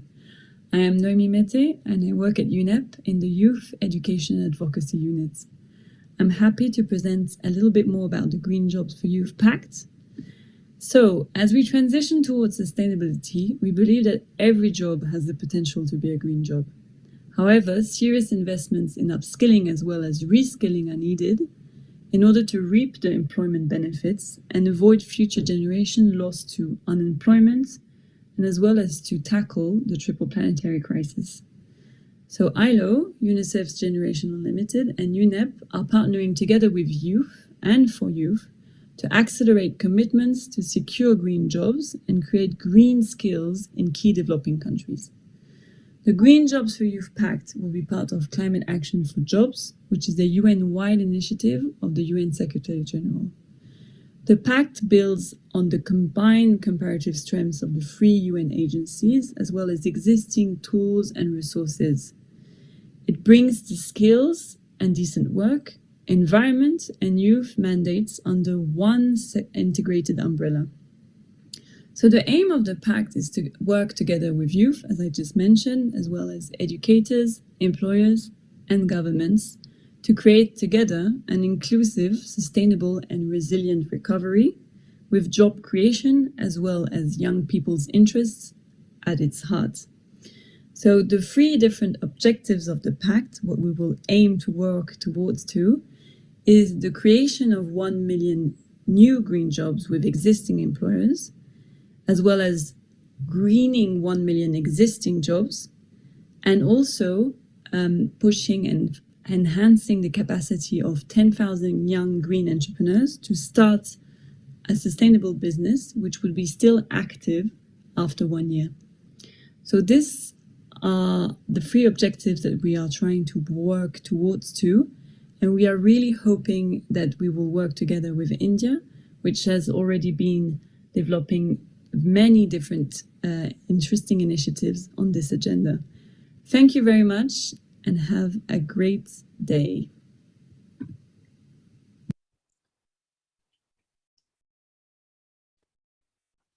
I would now like to hand over the session to Mr. Sam Barrett, who's going to facilitate this session. Thank you.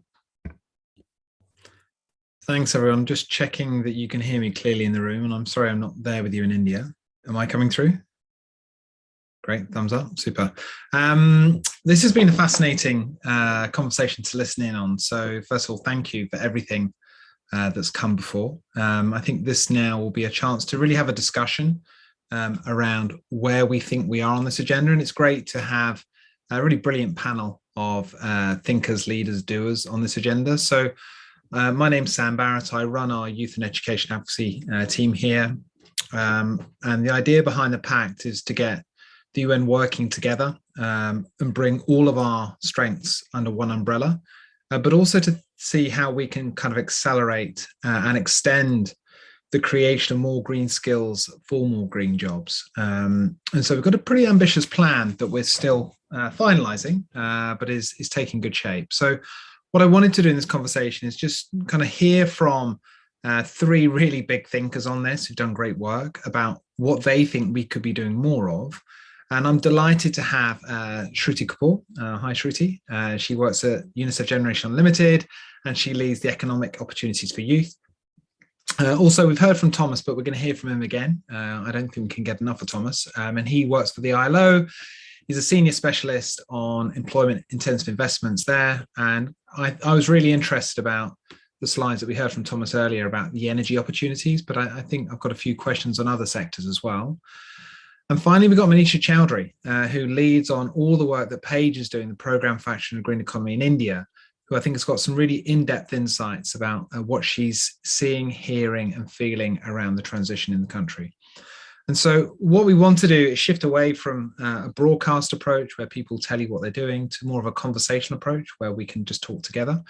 And so first of all, just to set the stage and the scene on this, I wanted to go to you, Shruti, if you don't mind. And just from where you sit at Generation Unlimited, listening with youth, talking with youth, what is it that they really want in terms of green jobs, and what support do they need to get them?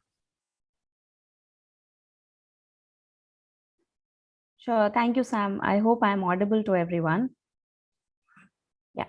So we are all aware that the largest generation of young people in the world lives in India, which is 350 million plus young people, and that represents around 28% of India's population. And we also know that every month, about 1 million young people turn 18-year-old, and they look out for opportunities and aspire to create a difference. However, we also know that many of them are still excluded from education, skilling, employment, especially women and people with disability. So Yuva, which is the India chapter for Generation Unlimited, we've done a number of surveys, And those have shown that young people of India want to be engaged citizens. They want skills and opportunities for the future. However, at the same time, they aren't completely aware of the new age job opportunities, and they are still going with traditional education and career choices. These are the things that have also been mentioned by the previous panelists. And this is not due to lack of any curiosity or desire, but sheer lack of awareness and limited avenues to get this kind of information. So adhering to the larger goal of sustainable development, it is only just to put forward the need to create a pathway to a green economy in India. And young people are now more than ever concerned about their future and the planet, and they are very interested in learning about the green jobs. So Yuva has a youth advisory. We call them as YPATs, or Young People's Action Team. These people are a bunch of about 50, 60 bright, enthusiastic young people that represent the entire country, and they are shortlisted every year through a very rigorous and a competitive process to understand why they want to be on Yuva's board and how they can actively participate in day-to-day working of Yuva's work that we do with young people. So we constantly go back in all our initiatives to these people to help understand their perspective. And they have constantly reiterated and expressed the need for green jobs. And they have reached out to us so that we can enable more access to green jobs. And in the light of larger sustainable development goals, as well as the need for young people, Yuva has taken conscious efforts to enable the area of green jobs. It's a fairly new field for us as well. To begin with, we have partnered with Climate Collective, which is an organization for enabling green job opportunities for young people. Yuva promotes the job opportunities of Climate Collective through its social media channels as well as its youth networks. Additionally, Yuva is also supporting Climate Collective's Women in Climate Entrepreneurship Initiative, which is a unique program for women who are interested in clean energy kind of studies. It's a self-paced model, and Yuva supports these kind of models because we know that learning avenues for young people, we realize the need to make them self-paced and be available free of cost to young people. For this, we are also building a lot of platforms where freely accessible content can be availed to the people, not just in terms of energy, but larger 21st century skilling, and these kind of smaller initiatives, which are now booming up, form a part of those efforts that we are making.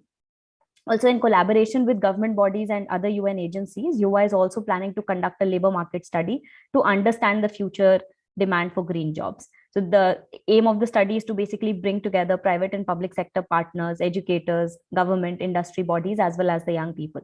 The study will basically be one of its kind because we want the young people to be equal partners or stakeholders in it. That's how Yuva primarily operates. Young people are not just there at the back end of things, but they're sitting there at the decision-making table and talking to the policyholders, expressing their interest, giving their lens and perspective to the products that we build, to the solutions that we co-create with the partners.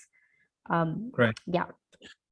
Thanks, Shruti. I'm just going to ask you one follow-up question, which is, if there was a group of 15-year-olds in the audience today, and they were keen to get green jobs, but they didn't know how, what is the one piece of advice you would give to a 15-year-old or 14-year-old that's thinking about this, about what they should be thinking or doing or acting to have an opportunity in this space? So again, I think the other panelists have previously reiterated that there is lack of information, but there are several questions that they struggle with when it comes about job opportunities. Now, especially because Yuva is working throughout the spectrum.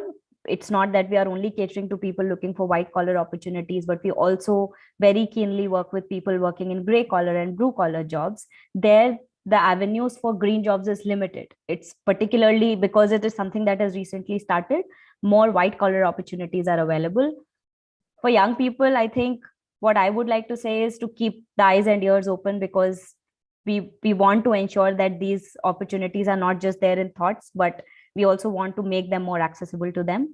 As I said earlier, Yuva is keen to build marketplaces and platforms where these opportunities will be free of cost, and we will cater to the entire value chain. The first level being creating awareness, second level being providing them that hand-holding support so that they are mentored properly and they get that guidance to be able to land up to the actual opportunities.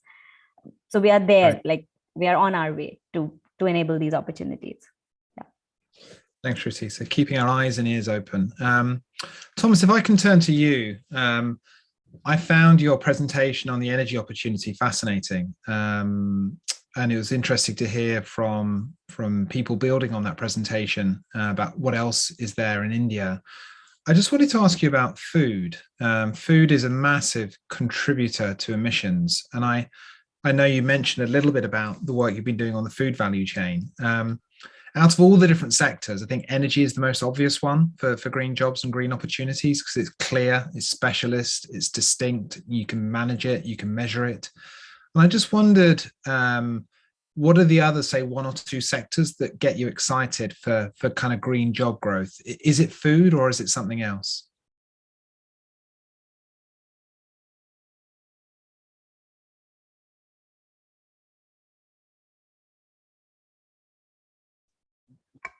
Okay, so you can hear me now. Yeah, I mean, it's obviously that we work in the food value chain, but I was quite excited about the the discussion by Professor Padna on the agroforestry component, and I think there's a lot of work that can be done in that sector that is untapped, and possibly because it's not known. Yeah, I think there, as someone also mentioned, I mean, there is a possibility to create green jobs in almost every job.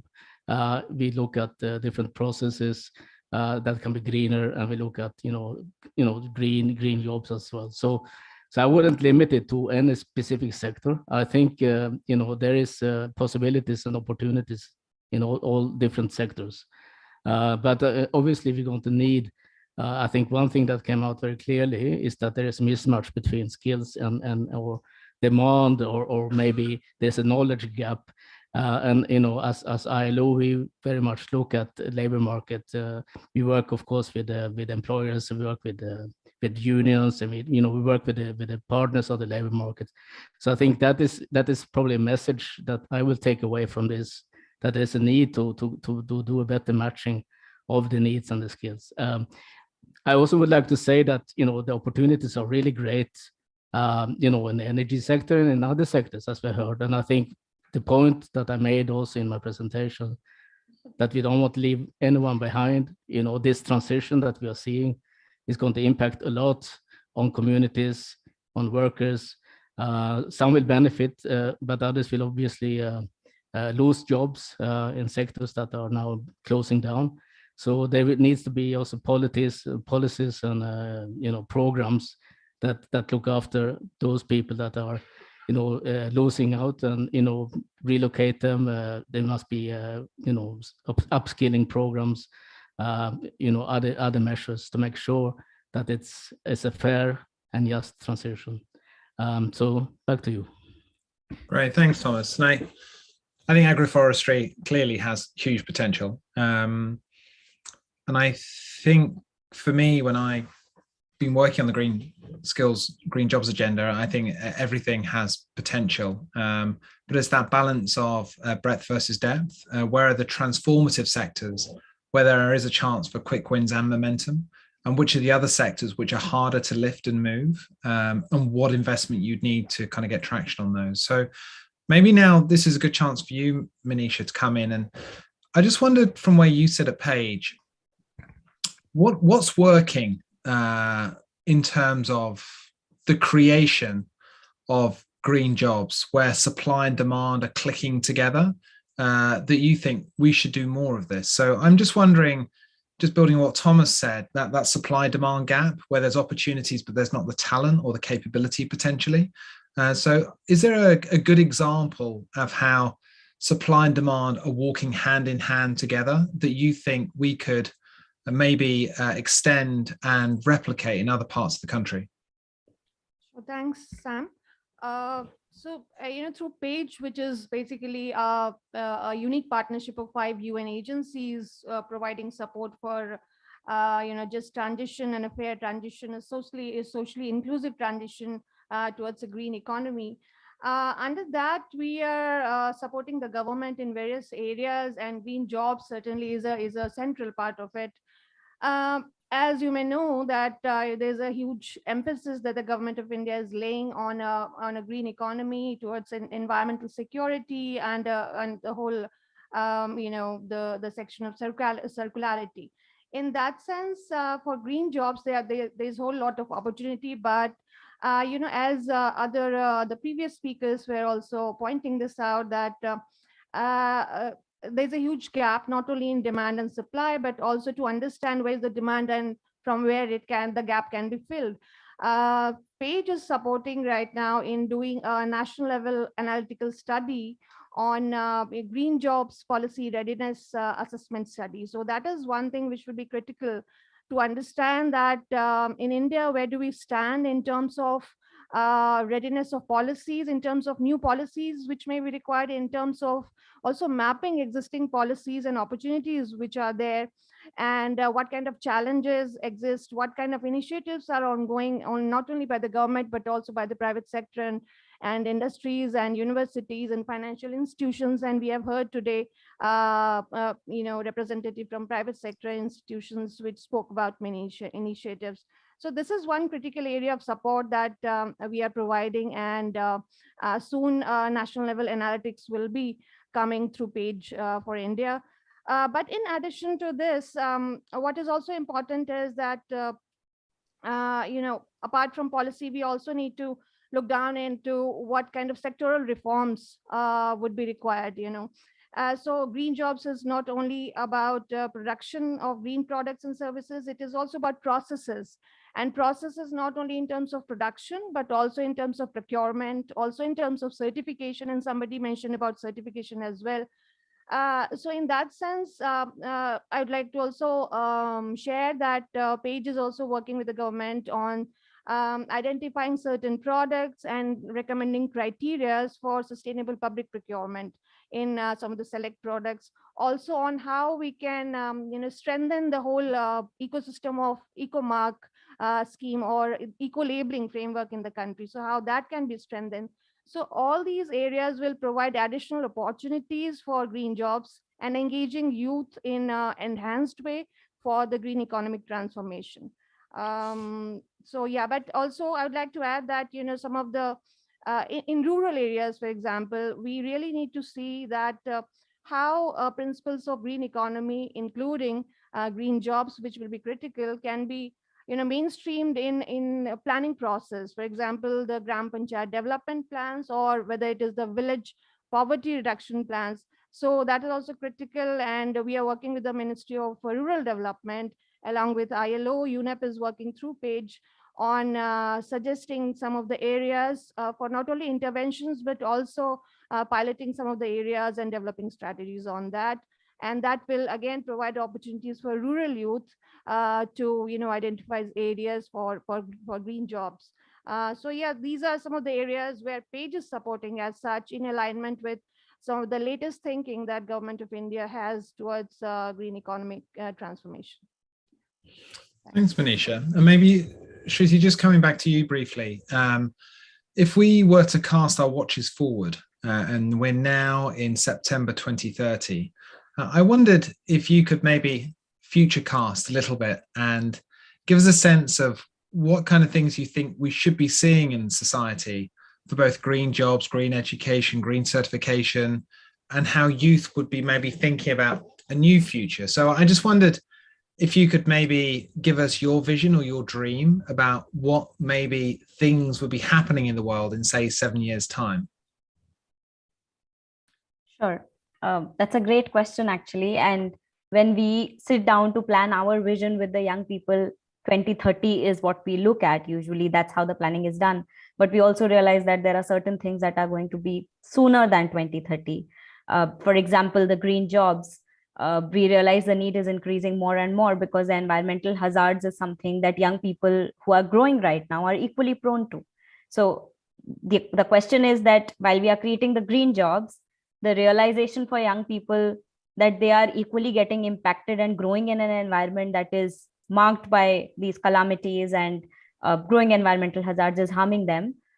And so I would say that the next few years, at least the 3-4 years, is where we are planning to get the best for the young people. There are marketplaces that are being built, there are platforms that are being created, while we are taking care of getting more and more people access to technology so that they can get best support in terms of employment and access to upskilling content, get access to green jobs and green technology. At the same time, we are also looking at low tech and no tech segments as to how we can penetrate those segments in a country like India, where we can't stay away from these people, and they need these solutions as much as others. So I would say potentially the next 3 to 4 years is the mark that we are looking at the moment, where we plan to enable as many opportunities as possible for millions of young people. Okay, great. Thanks, Shruti. Can I add on this point only that in terms of future that we want for youth, it is also important to understand the future that youth want for themselves. And here I would like to add that and rather share that Page is in India soon going to launch a national youth vote that is a vote on future. What kind of future youth wants in terms of green economy, moving towards green economy, and to also understand their aspirations in this regard, and then analyzing if we are ready for that kind of providing that kind of a future to youth for for transitioning to a green economy. Yeah, thanks. Brilliant. That sounds great.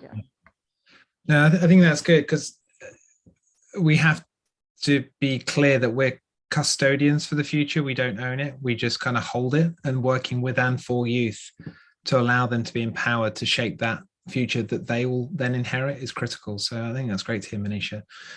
Thomas, just one more question for you, I think, is I had a really good chat with LinkedIn chief economist a few months ago, and I asked him what is the most important skill that he thought young people needed. And the word he used, if I can remember, is agility. So it's not about deep specialism, it's the ability to be flexible to different job opportunities in different places.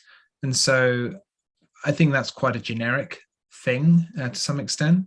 But I just wondered, Thomas, if I was to ask you to talk to one of my two children and they said, hey, Thomas, I'm keen to get a green job. What should I do? What would the skill that you would be kind of recommending they put time into? Is it agility or is it something else? Yeah, I think that was probably good advice. I think in today, I mean, in the past you could get a job and hold on to that job for a very long time. So I think you have to be flexible. You have to be willing to move or relocate. There's flexibility now. Of course, you can work sometimes even from home. So I think be open-minded as well. And maybe look into sectors that you haven't, thought of before. So, yeah, I think obviously gathering and getting information is important. Trying to be proactive, trying to see where are the opportunities, and then based on that, try to get as good education as you can. Circumstances now. I just wanted to go back to the to what discussed about the future of the young population. I think if we talk environment, obviously there is a lot to do in waste management, and I think I happen to be from a country where we are doing quite well, Sweden, where only 1% of household waste goes to the landfill, and I think it's a mindset, and I think there is a lot to do, both low tech and high tech in the waste management sector that could be interesting to look into. So yeah, I think agility is good advice, and I think your my advice would be to be proactive and look out what is there, what is available as well. Thank you. Great, thanks, Thomas. And I'm asked to be agile with this session as well, which is overrun sadly. So I really wish I had more time to hear from all three of you, but my door is being knocked on virtually.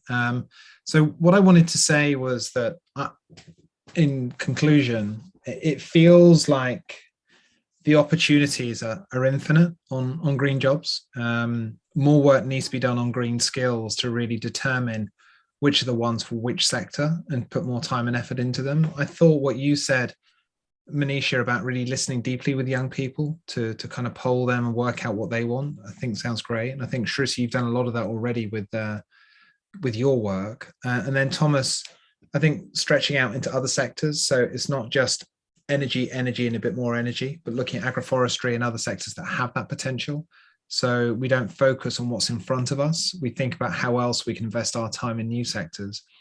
And just from my perspective, working at UNEP, I think what we're looking to do is just to see how education can evolve from being a certification kind of process where you turn up, you get a certificate to say you've done something, to have a lot more focus both on skill sets and mindsets, because I do think young people are not looking just to the pedagogy of the past where people say you attended and you've received the certificate and you've done well, but to think about the application of learning so that it's kind of real and managed for the challenges we face ahead. For those in the room, the Green Jobs for Youth Pact is something that we will be inviting others to join. And so I think there's a lot for everyone here. I think the Government of India will be a fantastic partner for us to do a lot more with, and particularly with the work we're doing with Paige already, with Manisha. But also the private sector will be welcome to kind of make their commitments and show what's possible. And I think what we're trying to do is accelerate the momentum that's already underway and turn what is a few rocks rolling down the hill into an avalanche. So with that, I'm going to hand back to you, Arpan, to say thank you for the time. I'm sorry that we are slightly over, but we did our best to catch up. And I look forward to hearing the next session. And a big thanks to Thomas, a big thanks to Shruti, and a big thanks to Manisha, who joined us for this conversation. Thank you. Thank you, Sam, and our panelists for sharing with us how the proposed Green Jobs for Youth Pact will leverage the UN existing framework to create more green jobs. And now we move into the final session of our evening. We will be taking a look at green entrepreneurship, the best practices, and the scope of work in India. To elaborate on this, may I invite on stage Ms. Shaila Sam, Head Communications and Impact, Associate Vice President, Development Alternatives Group, Ms. Soumya Kaluri from Dwich Foundation, Ms. Nivya Sundaraj, Ms. Priya Venkatesh, founder of the Naturalist School, who's joining us virtually. To facilitate this conversation, may I invite my colleague, Ms. Archana Dutt from UNEP.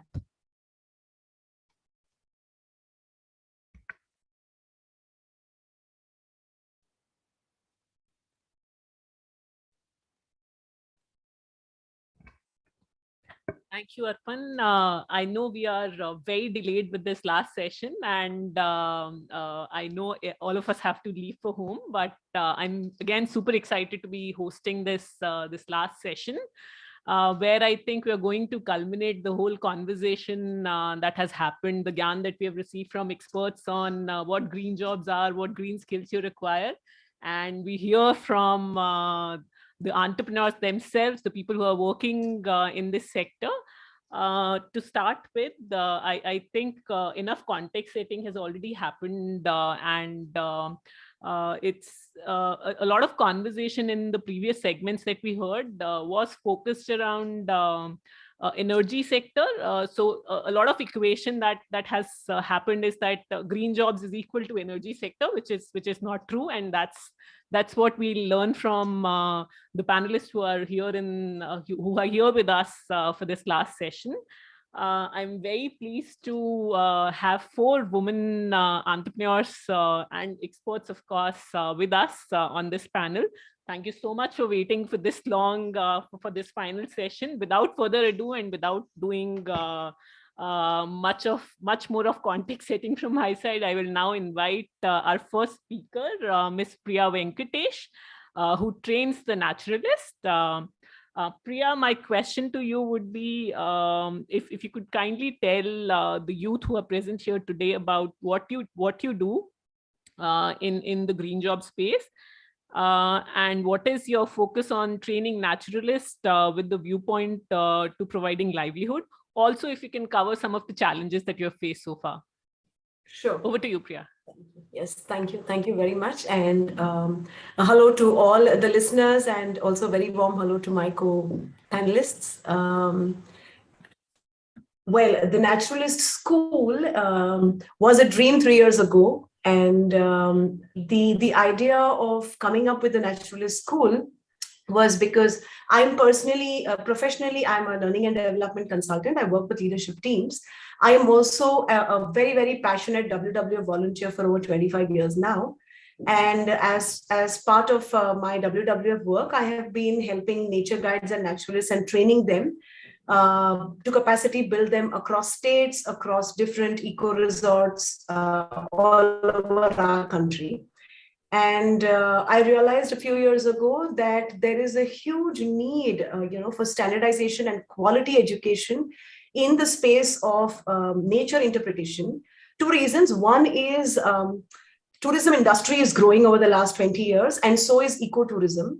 Ecotourism India is also growing very rapidly.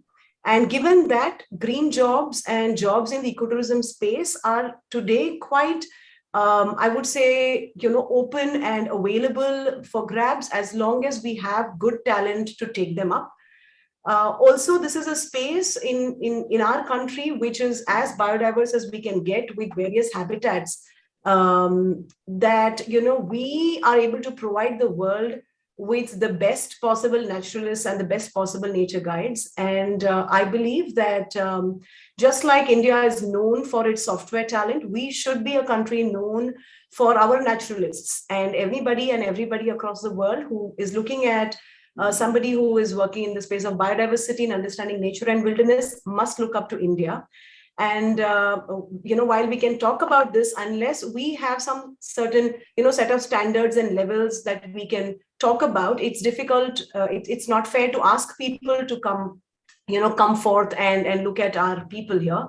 And so with that small dream, I started working with the Skill India, worked also with the university at Bangalore University also.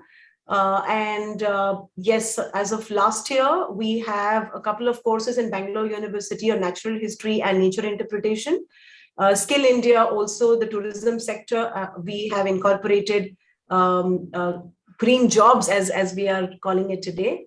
But the job roles for a nature guide and naturalist, and we have it at 4 different levels, slowly coming in. 2 are in and 2 are yet to come. That's primarily what has happened so far at the Naturalist School. Also, Naturalist School has worked across different states. We've worked in Madhya Pradesh, Rajasthan, Karnataka, Orissa, Punjab. Right now, I'm sitting in Chhattisgarh. I have come into the city to take this call because I'm working in Bastar, and there is no network there in the forest. So we are working with communities, with people that are youth that are around the fringes of the forest and the tribal community, currently working with tribals in Kotamsar, skill building them to become nature guides, to become eco guides, as an alternate source of livelihood, and also as something they can do to continue staying where they are while appreciating and also earning their livelihood, not necessarily relocating to other parts of the country. And while this is a small piece of, I would say, one vertical that we are working with, which is communities across, the idea is also to create, what we call as ecopreneurs, where, somebody earlier, I think Mr. Deka spoke about the 3 E's, and, we are looking at entrepreneurship, economy, and environment in creating what we call as ecopreneurs. And ecopreneurs, we believe, are not just people who will work as naturalists, but also people who appreciate nature for what it is, appreciate the wilderness, are able to, therefore, in their own jobs, even if they choose tomorrow, when we are talking about, people that are still studying, we are talking about the younger generation, they might become lawyers tomorrow, they might become doctors, and what may, but the fact that they have gone through a course on nature interpretation gives them the orientation. There's a green orientation to any job they do. So it's not just enough to create, direct open green jobs, but also to create ambassadors for the wilderness and for conservation. My hope is that through the new NEP, I'm working with a few universities beginning in Karnataka, where this becomes part of the college curriculum. So that just like everybody in the country knows mathematics, I mean, you may like it, you may hate it, but you know what the subject is. I believe that each and every person in our country, and of course outside as well, but right now the focus is India, knows about a particular subject which is called natural history. I don't know how many of you in the audience are aware of the subject and what this means. Please do look it up and read about it. That'll be a good thing. That's what we have been doing. When you look at, and also the intention is, when you look at ecotourism in our country today, There are a few of us who say we are, wildlifers within quotes. Why? Because we visit Ranthambore, we visit Kabini, we visit Bandhavgarh, Corbett. We can afford to do it. We have big cameras or not. But that's ecotourism in our country. And I believe that the one thing we have in India is green everywhere. I mean, agriculture is green, wilderness is green. Every village has a small patch of land which is wild. And that's all it takes for us to start looking at nature, looking at biodiversity.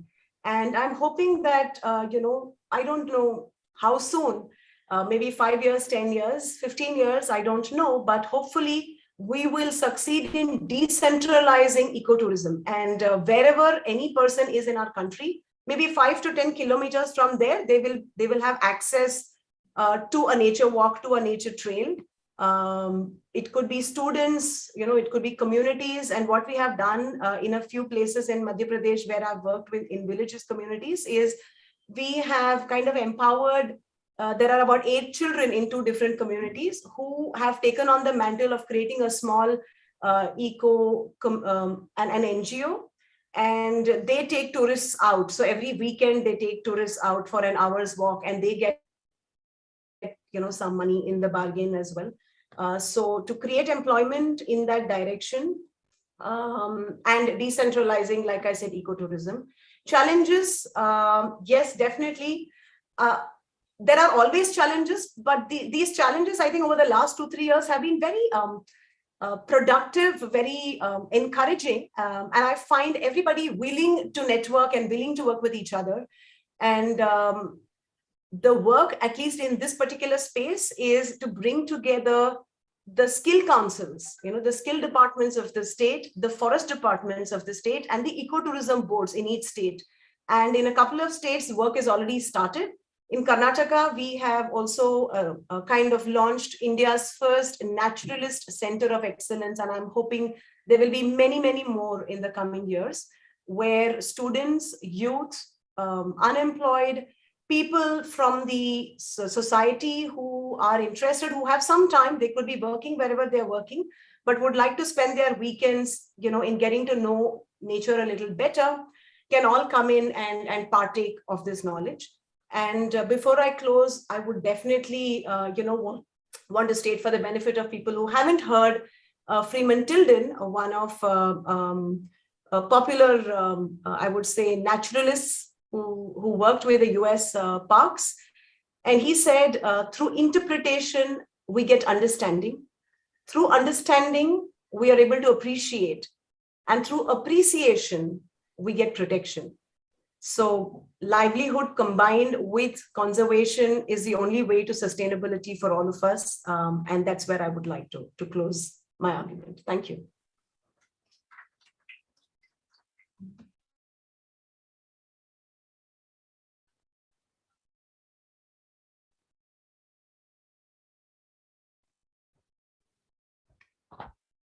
Thank you, Priya. And I hope you heard the claps that the audience was. So the audience was clapping for you. And claps, because that's for the whole country. It is. And I really like when you said that India as a country should be known for its naturalist, given that as community, culturally and traditionally, we have had a strong connect with biodiversity and nature all around us. So thank you so much, Priya, for that intervention.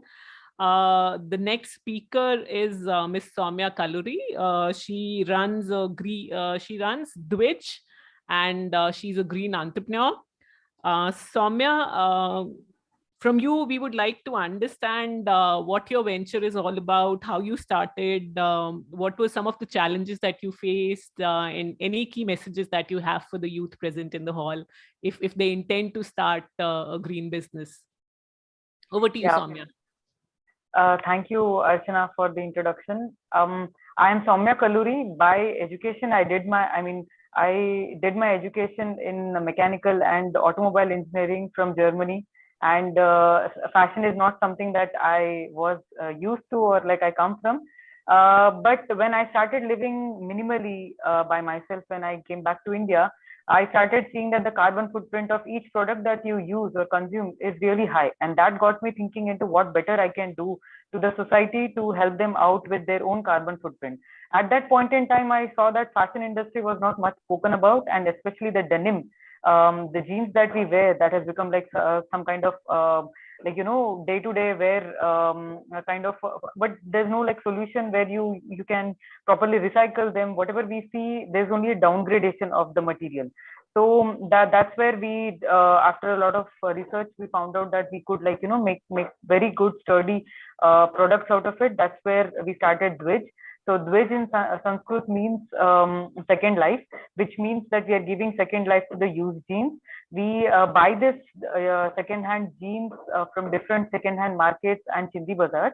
People also donate, and we have also tie-up with corporates where they want to, like, you know, create awareness for their employees to like kind of help them navigate the sustainable lifestyle in a better manner.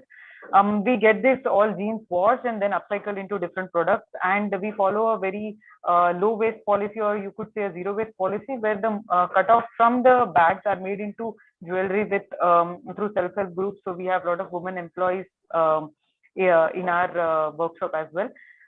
So Dwij is just a like an idea where we show that, you know, the daily use products can be put into a meaningful use. So as far as the challenges are concerned, I think there's a very long list, but I would just say, you know, in terms of what people can learn from the like, you know, adventure. So what I like initially when I was starting, this is something that I myself faced. So once you get to know the side, like, you know, ill impacts of the industry or environment, you suddenly have this rush to do everything all by yourself and, like, you know, finish everything. Like, you want an idealistic place where everything can change overnight, but only through experience you understand that this is a slow process and it's time taking.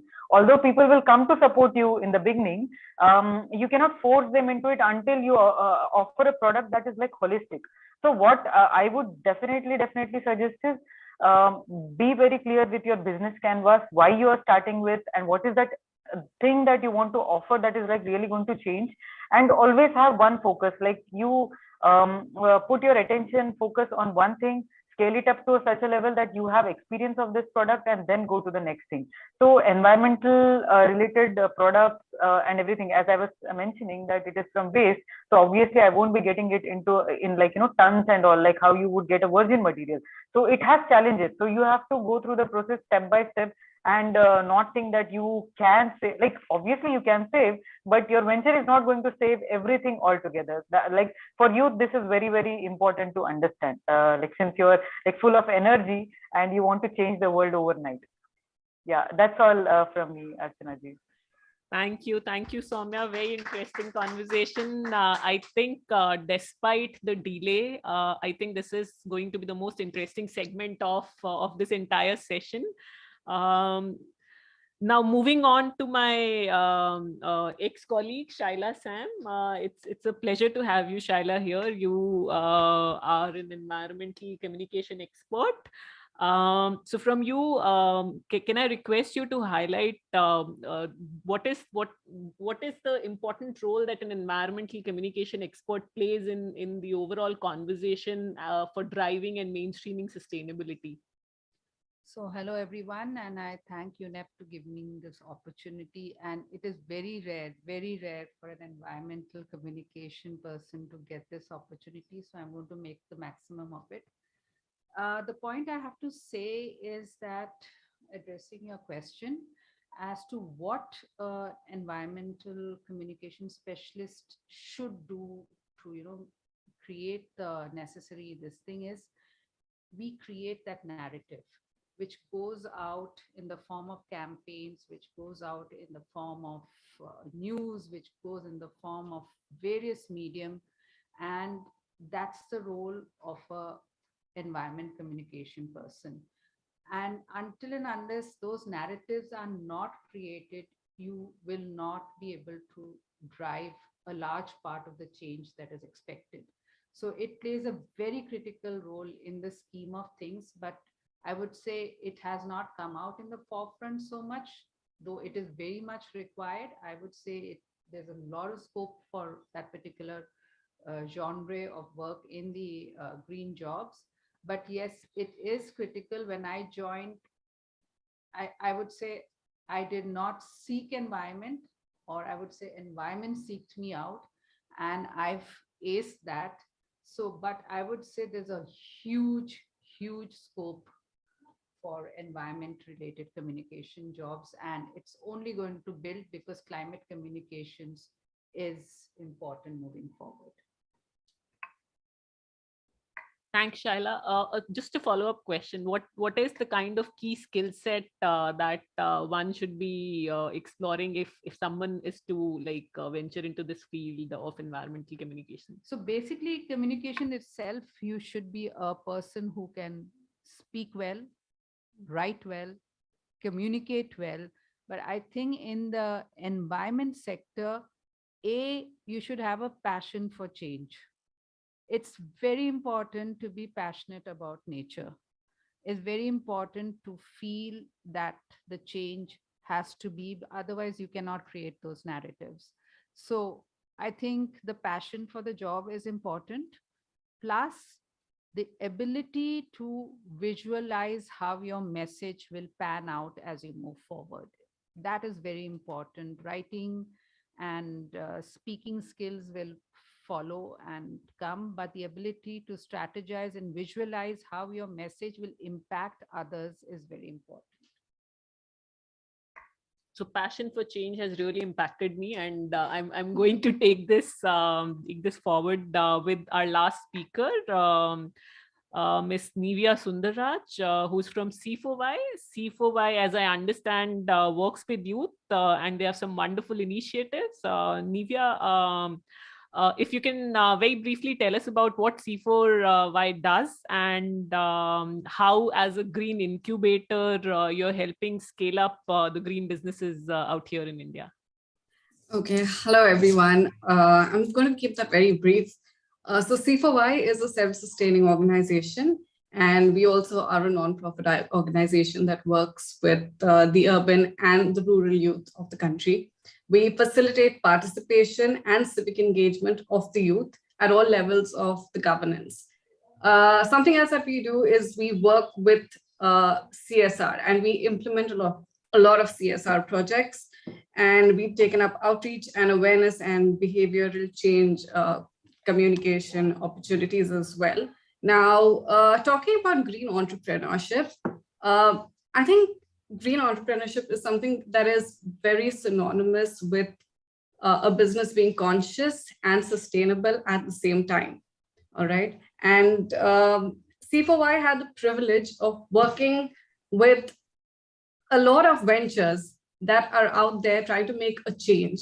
So what we did is that we partnered with the CSR arm of PVR Nest, and we came up with a model which engaged with students and various civil societies and organizations across India. And we basically shortlisted 5 states. So the states were Delhi, Dehradun, Jaipur, Udaipur, and Lucknow.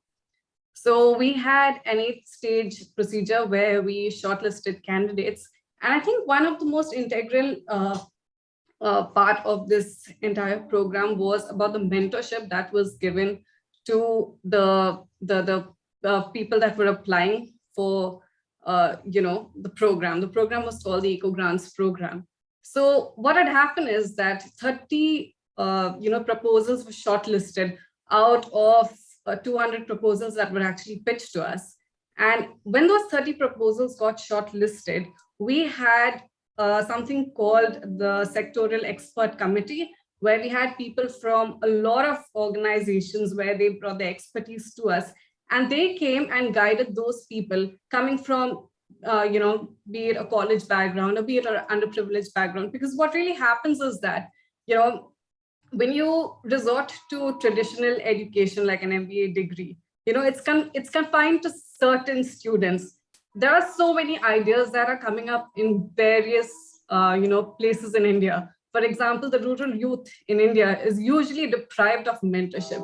what an incubator does is that it provides you with that kind of opportunity. And that and Center for Youth is just one incubator, but I am aware of the fact that there are other incubators in the country that are following that model. And we do need some more models, because we need to reach out to individuals. Because you see, we come from a country where, we have a booming population of the youth, all right, and we do have a lot of problems that the youth faces.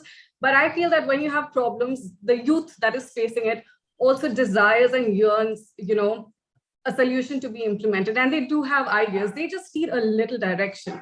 And this is what a green incubator does. And this is what Center for Youth has been doing, and we have been working with them in that aspect. Yeah. Thank you, Nivya. I think overall the session, we've heard from green entrepreneurs, people who are working in this space. This has been a very enlightening and enriching session, especially for me. I've been given this chit from the organizers that we need to wind up. So I think without further ado, I would now invite Gayatri ji, and just for the last, yeah.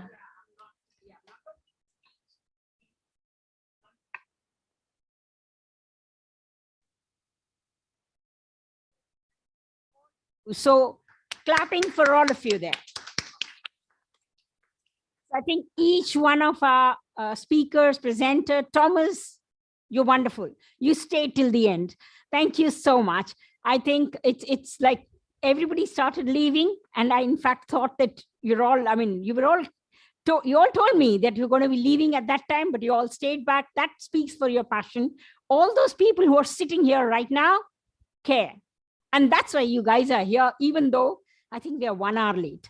So thank you so very much. Tomorrow, we are going to have another session between 2 to 3:30. And I promise I will try and finish earlier and not later, right? And I promise that we'll do it, because now I know I'm going to have a big bell, and I'm going to keep ringing the bell so that people keep to times. Thank you so much. It's been such an enriching session. And I think we all know the potential. There is so much more. Thank you. Thank you for all.